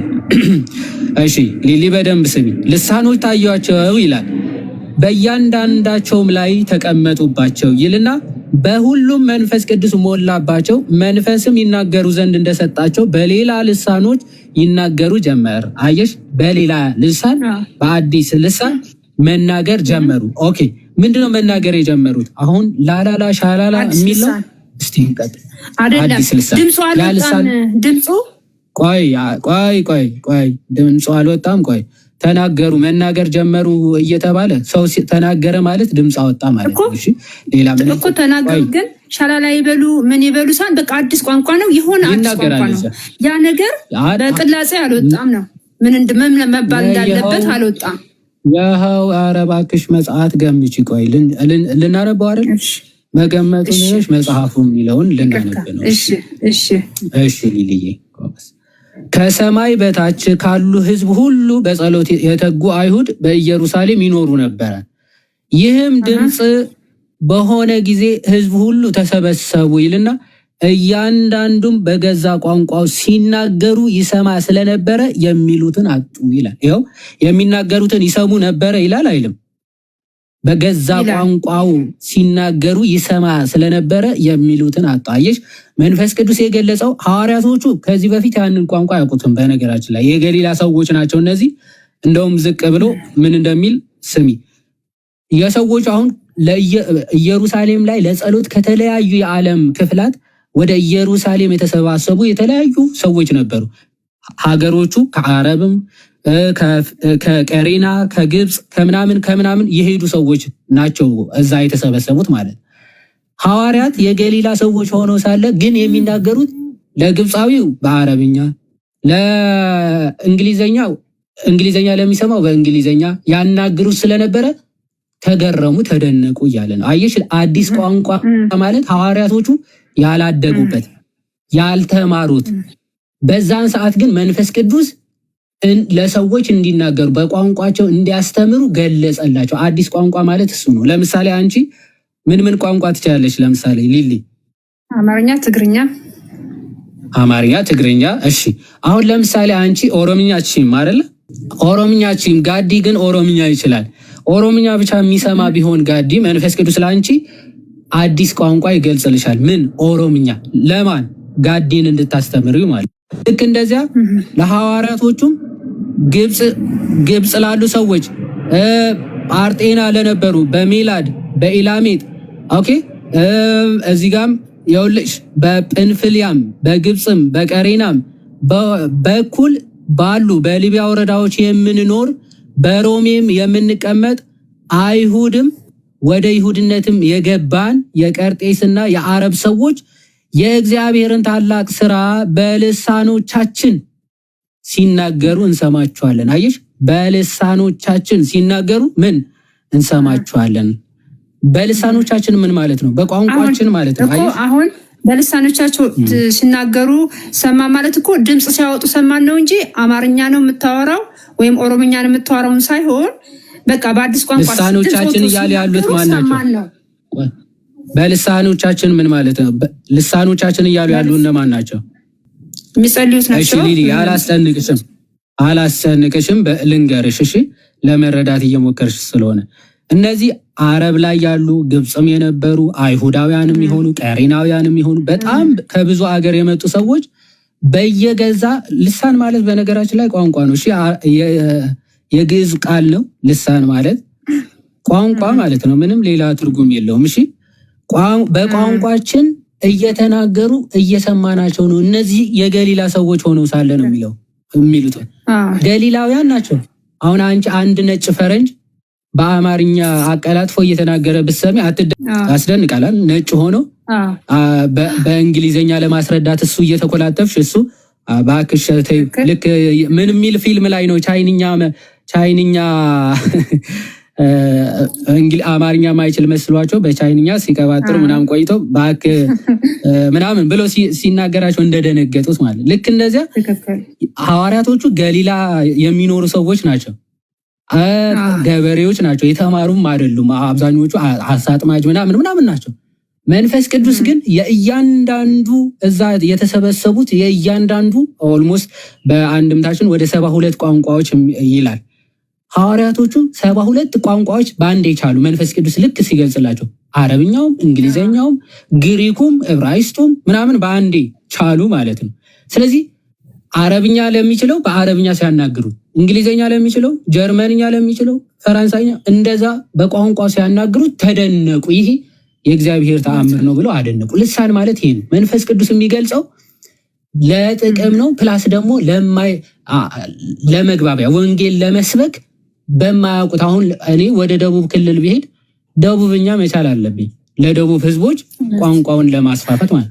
ሐዋርያትም 12 ብቻ ነበሩ። ወደ ዓለም ሲልካቸው በምን ቋንቋ ሄደው ይስበኩ? ኦፍኮርስ አዲስ ልሳን ሊገልጥላቸው የግድ ያስፈልጋል መንፈስ ቅዱስ። ስለዚህ የዓለም ሁሉ ቋንቋ ምን አለላቸው? መንፈስ ቅዱስ ገለጸላቸው። ስለዚህ ለግብፃዊ በግብፅኛ፣ ለአረቡ በአረብኛ፣ ለህንዱ በህንድኛ ሄደው እንዲሰብኩ ይሄ ነው ልሳን። መንፈስ ቅዱስ የገለጠው ቋንቋ ይሄን ነው እንጂ የደሜኒክ የሆነ ወይም ደግሞ የእርኩሳን መናፍስት ቋንቋ ይሄ ቃላቶቹ ሳታቀው ሌሎች መናፍስት እንድትጠራ የሚያደርግ መንፈስ ቅዱስ አይገልጥም። በሐዋርያትም ሲገልጽላቸው አላየን። ማየሽ ይሄን ነው። ምን መሰለህ የኔ ጥያቄ ደግሞ አንዴ ቆይ ቃሉት ያሰማል። አንዴ ዋዲ አይ ካሜራውን ሳታጠፋው እዛው ላይ ሊቢያውን ቀደም አንዴ እዛው ዮሐድ ያለው ላይ ሊሊያውን ቀደም ብለሽ ነበር። ዮሐድ በደንብ አብራርቶልሻል። በአማርኛ በኦሮምኛ የሚለው ነገር ኦር እንደዚህ የሚል ነገር አልተጻፈም ብለሻል። ቁጥር 8 አንብበሽዋል? ቁጥር 8 አንብበው እስቲ ምንድን ነው የሚለው? እኛም እያንዳንዳችን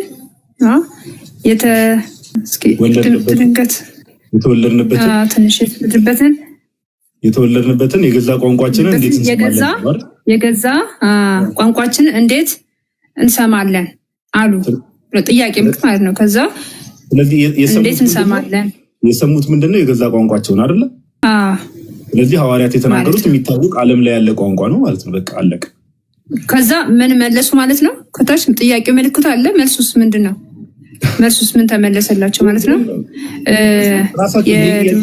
ሳይሆን ሊሊ ራስ በራሳቸው የጠየቁት ለማለት አስበህ ነው? ኦኬ ሪቶሪካል ጥያቄ የሚባል ታውቂያለሽ? ሪቶሪካል ማለት መልስ የያዘ ራሱ ማለት አሁን እንዴት እንደዚህ ሆንኩ ለማለት ነው። እንዴት ያለች ሰው ነች? አዎ በቃ እንዴት አድርገው እንደዚህ ቻሉ? መልስ ያለው ነው። ችለዋል። እንዴት ነው ሊችሉ የቻሉት ነው። እነሱ ያው እዚህ ጋር ቁጥር 7 ላይ ተገርመውም ይላል ተደንቀውም እንዲህ አሉ። እነሆ እነዚህ የሚናገሩት ሁሉ የገሊላ ሰዎች አይደሉምን? ገሊላውያን ናቸው። የገሊላ ሰዎች ሆነው ግን አዎ ሐዋርያቶቹ የገሊላ ሰዎች ናቸው። ግን እኛም እያንዳንዳችን የተወለድንበት የገዛ ቋንቋችን እንዴት እንሰማለን አሉ።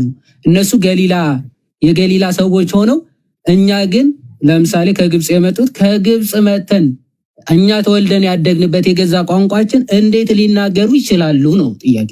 አየሽ? ስለዚህ የግብፃውያን ቋንቋ ነው እየተናገሩ ያሉት። የኔ ጥያቄ በጣም እግዚአብሔር ይስጣችሁ ጥሩ ነው። ያው ትውልድ ለማዳን ነው የእናንተ ጥረትም ይገባናል። ግን የኔ ደግሞ ጥያቄ ማለት ነው አንቺንም ለማዳን ነው ለመሰልሽ። አሁን ትውልድ ማዳን ነው። ስሚ ይሄ ልምምዱ ባይት ሰልፍ ቅድም የራሳችሁ ፓስተር እንደተናገረው ሜቢ እኔ ፔጅ ላይም ገብተሽ ብትመለከች አንድ የሰራሁትን ቪዲዮ አለ ከዚህ በፊት። እኛ ዝም ብሎ ልምምድ ነው ብለንም አናምንም። አጋንንታዊ ልምምድ ነው ብለን ነው የምናምነው። ለምሳሌ ኦንሊ ጂሰሶችን ታውቂያቸዋለሽ ሊሊ? ኦንሊ ጂሰስ ማለት በስላሴ የማያምኑት ታውቂያቸዋለሽ አይደል? እነሱ አሁን ልሳን ይናገራሉ እንደ ጴንጤዎች አይደለ? ለምሳሌ አንድ ሰው መጣና ይሄን ልሳን ላሰማሽና ይሄን ልሳን ላሰማሽ። አንዴ ቆይ ሊሊ ስሚ፣ ይሄን ልሳን ስሚውና ከዛ በኋላ የጴንጤ ነው የኑ ጂሰስ ነው የሚለውን አንቺ ትነግሪኛለሽ። ላሰማችሁና ይሄ ልሳን ላሰማችኋለሁ።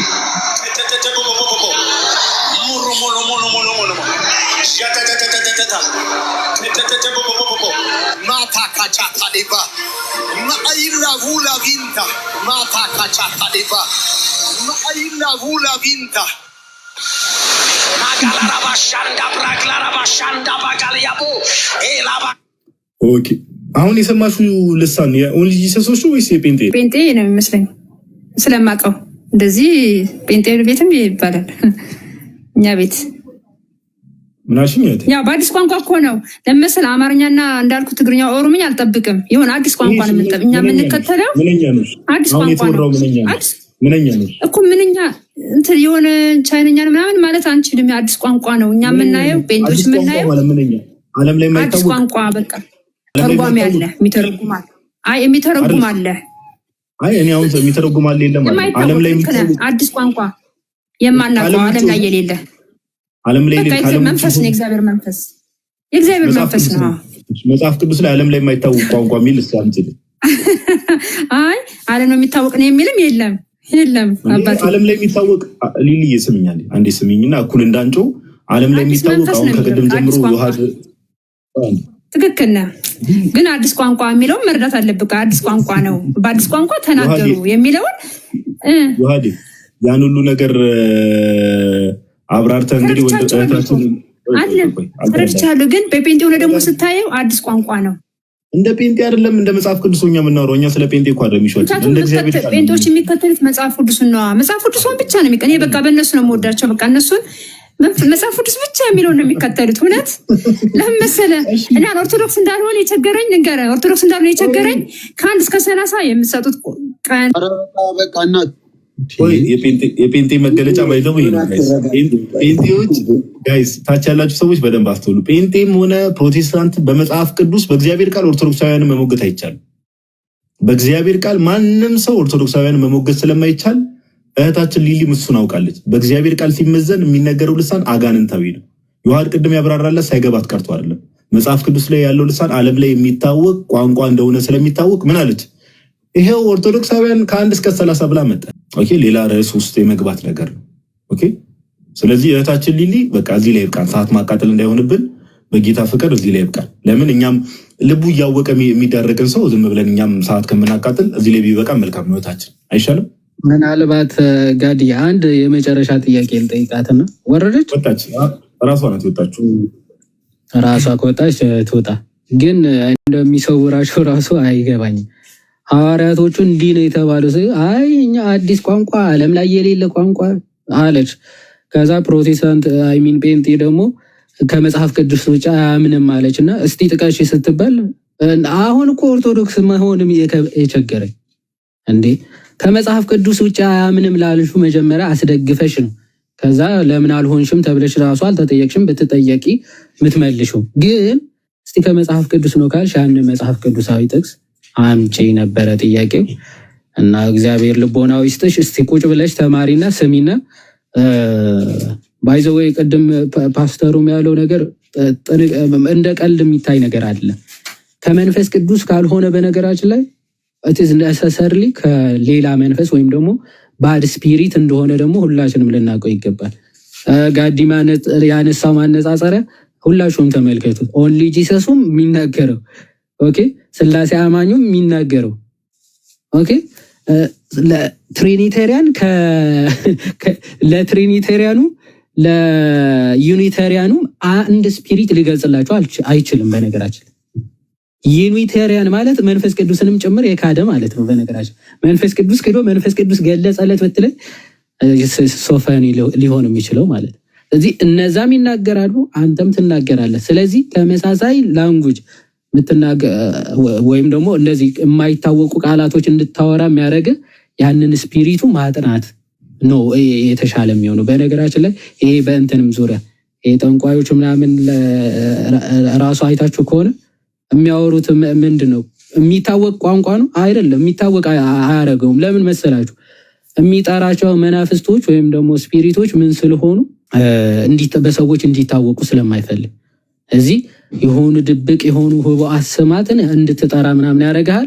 ዘንድ መናፍስቱ እንዲቀርቡ ያደርጋል ማለት ሰው ጥንቃቄ በጣም የሚያስፈልገው ትምህርት ነው ይሄ ልሳን የሚባለው ትምህርት ማለት ነው። እሺ ቀጥል ይሁን ተናግሮ አቅም ወዳጅ ባዳ ጀርመናዊ ልሳን ተናግሮ አቅም ወዳጅ ሚሊግራም ቅድም የጠቀስኩልን ሰውዬ ሰምታል።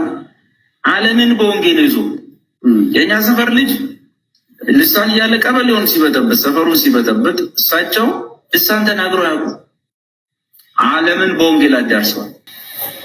ስለዚህ ምንድነው የምትፈልገው? እሳቸው ያለ መንፈስ ቅዱስ ነው ቢሊግራም ወንጌል የሰበኩት እንዳትል፣ ያለ መንፈስ ቅዱስ ነው መዳን በድነት በእምነት የሚለው የተገለጠለት እንዳትል። ስለዚህ መንፈስ ቅዱስ ልሳን አይደለም። መንፈስ ቅዱስ የሥላሴ አንዱ አካል ነው።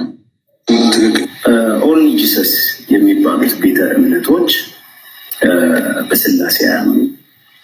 በመንፈስ ቅዱስ ስጦታ አይደለም በራሱ በሰጪው በመንፈስ ቅዱስ አያምኑ። ነገር ግን ከፕሮቴስታንቱ እንዲሁም በበለጠ አሁን ልሳን የሚባለውን ነገር እየተናገሩ የሚጮሁት እንደዛ ነው። ስለዚህ መንፈስ ቅዱስን የሰጣቸው እንዳትለኝ ይሄ ነው። ሐዋርያት ቸርች አፖስቶሊክ ቸርች የሚባለው በሥላሴ አያምንም። መንፈስ ቅዱስ አለ ብሎ አያምንም። መንፈስ ቅዱስ ራሱ ኢየሱስ ነው። መንፈስ ቅዱስ የሚባል ፐርሰን የለም ብሎ የሚያምን በልሳን በመናገር ደግሞ የእኛን ወንጌላንን ሁሉም ይበልጡ እነሱ ናቸው እስከሚገርም ድረስ ነው። ስለዚህ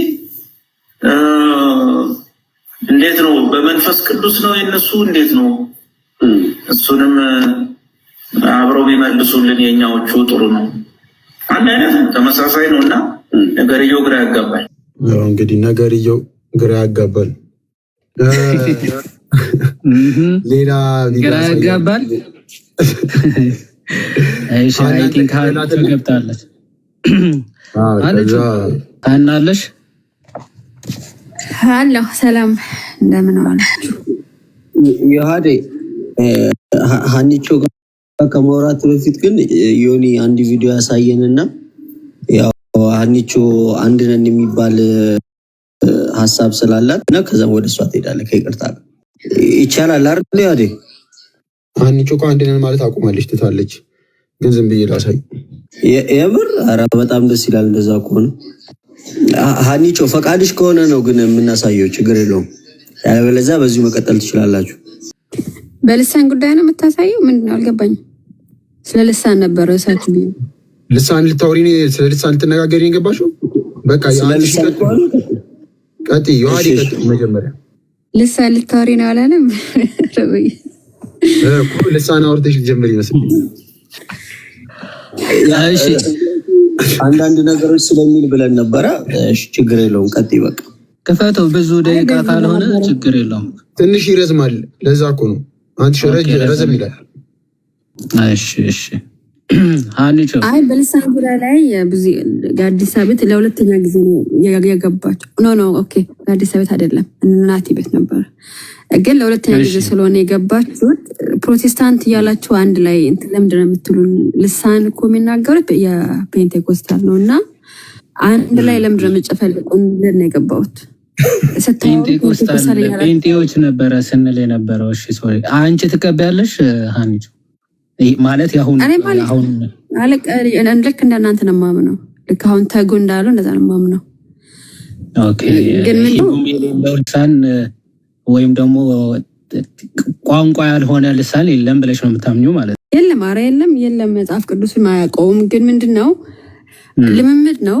አሁን እነሱ እንትን ለማለት እነሱን ደግሞ መፍረድ አልችልም፣ እንዴት እንደሆነ አላውቅም። ግን እንዳላችሁትም ኦንሊ ጂሰስ እኔ ራሴ ጥያቄ የፈጠረብኝ ልሳን ላይ ቆይቻለሁ። በእርግጥ ግን ኦንሊ ጂሰስ ሲናገሩ ሰማ አየው ማለት ነው ዩቲዩብ ላይ በጣም ትልቅ በሚል ሁኔታ ሳያቸው በጣም ነው የገረመኝ። እና እንዳለ ኦንሊ ጂሰስ ደግሞ ያ እንግዲህ እንደሚታወቀው ኢየሱስ አብ ነው ምናምን በቃ በአንድ አካል የሚያምኑ ናቸው። በመንፈስ ቅዱስ ህልውና የሚያምኑ አይደሉም።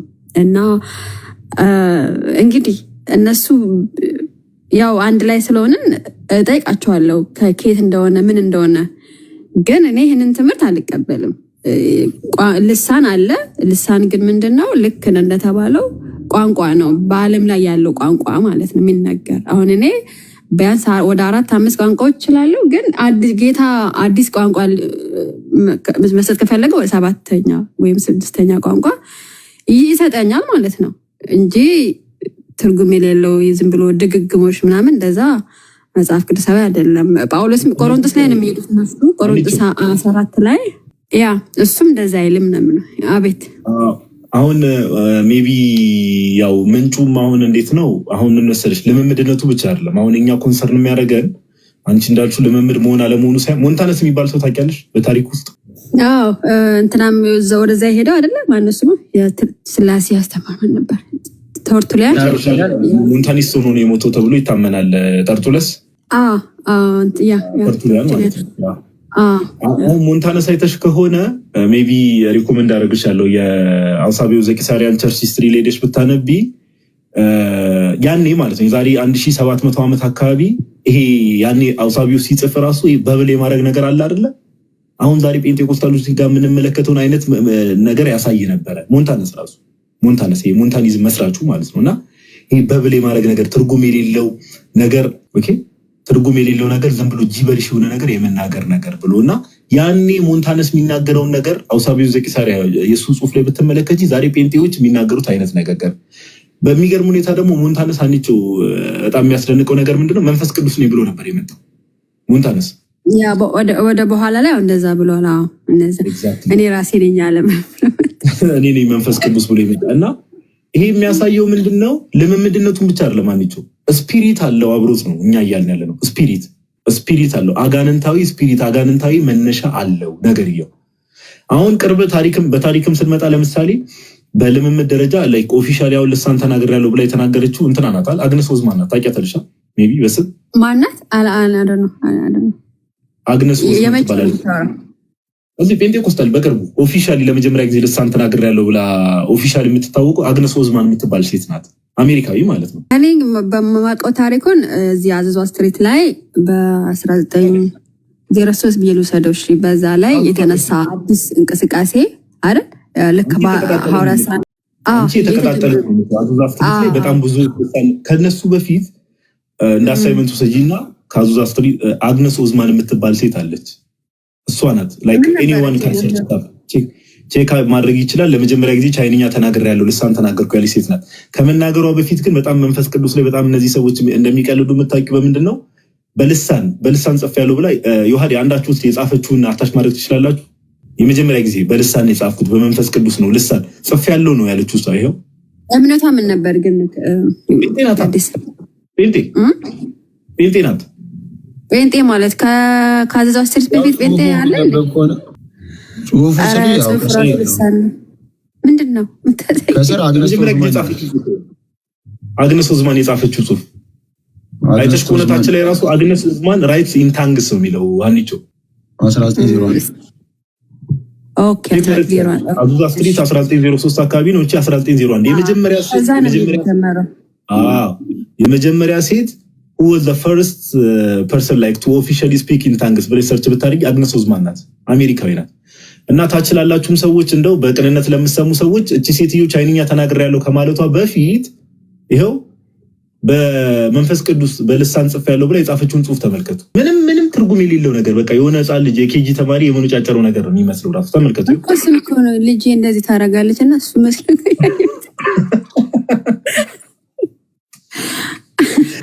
እሺ እኔ አሁን አንቺው ያነሳነው ቶፒክ ላይ ብዙ እንትን ስለሌለሽ እኔ ግን አንድ ፐርሰናል ጥያቄ የምጠይቅሽ አንቺ ከነዚህ ሰዎች ጋር ህብረት ልታደርጊ ትችያለሽ?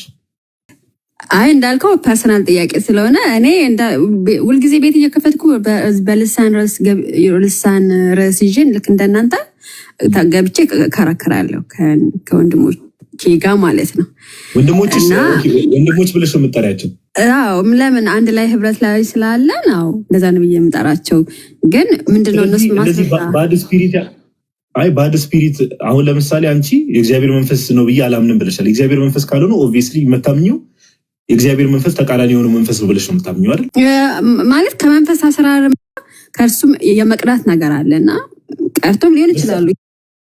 አለ ወደ ጌታ ያደርሰው አንድ አለ ወንጌላዊ ገብሩ የሚባል አውስትራሊያ የሚባል ትንሽ ወደ አውስትራሊያ ሆኖ ትንሽ ወደ ገጠራማ ሄደ ማለት ነው። እና ቸርቹ ላይ እዛ ጽፏል። ምስክርነቱም ዩቲዩብ ላይ ያለላችሁ። አሁን ግን ወደ ጌታ ሄደዋል ሰውየው። እና ምንድነው ያለው? እዛ መድረክ ላይ ስቆም የእነሱን ቋንቋ ተናገረ፣ ሰበከ። እና ከዛ ሰብኮ ሲጨርስ በኋላ ምሳ ሊበሉ ሲሄዱ ቋንቋውን የሚችል መስሏቸው ሲያወሩት አይችልም። እንደ ቀደም እኮ በእኛ ቋንቋ ነው ያወራው ሲሉት እኔ አልችልም ጌታ ሰጠኝ ነው ሲል ሰምቻለሁ። እና እንዳለ አምናለሁ ይሄን ቋንቋ በምን ተግባቡ? እኔ አልችልም ብሎ ይመለሰላቸው እንዴት ነው? በእንግሊዘኛ የሚግባበት በእንግሊዘኛ ነው። እነሱ በምን ጠይቀው እሱ ደግሞ እኔ አልችልም ያለው በምን ተግባብተው ነው? በእንግሊዘኛ መድረክ ላይ የሰበከውን ቋንቋ የሚችል ስለመሰላቸው በዛ በሀገራቸው ቋንቋ ጠየቁት ማለት ነው። በእንግሊዘኛ ቅድም እኮ እንደዚህ አውርተሃል። እንግሊዘኛ ችግር የለውም አንቺ እኔ ከአንቺ ጋር ብዙ ስለሌለኝ አሁን ያልሽው ስቶሪ እኔ ዶክመንተሪው ነው ያለው። ንገሪኝ፣ ዶክመንተሪው ምንድን ነው? ዩቲዩብ ላይ ያለ ቆይ ሊንኩን እልክልሃለሁ። ምን ችግር የለውም። እና እዛ ላይ ሲያወራ ሰምቻለሁ። እና እንዳለ የአውስትራሊያ ብሔራዊ ቋንቋ እንግሊዘኛ ነው። ይሄ ይታወቃል። አቤት፣ የአውስትራሊያ ብሔራዊ ቋንቋ እንግሊዘኛ ነው። ኖ አውስትራሊያ አንዲት ትንሽዬ አገር እኔ ሊንኩን ልክልሃለሁ። እኔ ራሱ ኔቲቮቹ ነው የምትይው? ኔቲቮቹ ነው እዚህ ራሱ ካናዳ እኮ የኔቲቮች ቋንቋ አላቸው የራሳቸው። እና እንግሊዝኛ ካናዳ መልቲላንጓል ነው፣ ችግር የለውም። ካናዳ መልቲላንጓል ነው። አውስትራሊያ ግን አይደለም። አውስትራሊያ ግን ጥቁሮቹ አሉ፣ እዛው ኔቲቮቹ አሉ፣ የሆነ የተለየ ቋንቋ የሚያወሩ ማለት ነው። እነሱ ከሆነ በምን ቋንቋ ሰበካቸው? በእንግሊዘኛ በእነሱ ቋንቋ እነሱ በሚያውቁት ቋንቋ ተተናገረ ማለት ነው። ከዛ በኋላ ግን የሚችል መስሎት ችግር የለውም። ሊንኩን እንትን ተበለንና አንቺውን ኦልሬዲ እዚህ ነገር ላይ ያላትን አቋም በግልጽ ስለተናገረች ቅድም የሚጠይቋት ጥያቄ ፐርሰናል ስላለ ችግር የለውም። ብዙ አናስጨንቃትም። ሊንኩን ቋንቋ ነው የተናገረው። እነሱ የሚያውቁትን ቋንቋ ነው የተናገረው። ስለዚህ በአሁን ዘመን አለ ብዬ አምናለሁ ነው የምልህ። ያ ቋንቋ እግዚአብሔር ይሰጣል ከወንጌል አንጻር ችግር የለውም። እሱን በቃ ሊንኩን ላኪልኝና እኛው ዶክመንተሪውን አይተን የምናነሳውን ጥያቄ እኛ ራሳችን እናነሳለን። አንቺው አይሻልም? እንደዛ እናድርግ። ኦኬ ይቻላል። ረጅም ኢንተርቪው ነው ግን መሀል ላይ ስንት ደቂቃ እንደሆነ አይቼ እንደገና ምናምን እምልክላቸው። አይ ቲንክ ፓስተር ካሳሁን ለማ ኢንተርቪው ያደረገው መሰለኝ ባልሳሳት። ከፈለጋችሁ ብለህ ቼክ እናደርገዋለን። ዳዲ ብሉ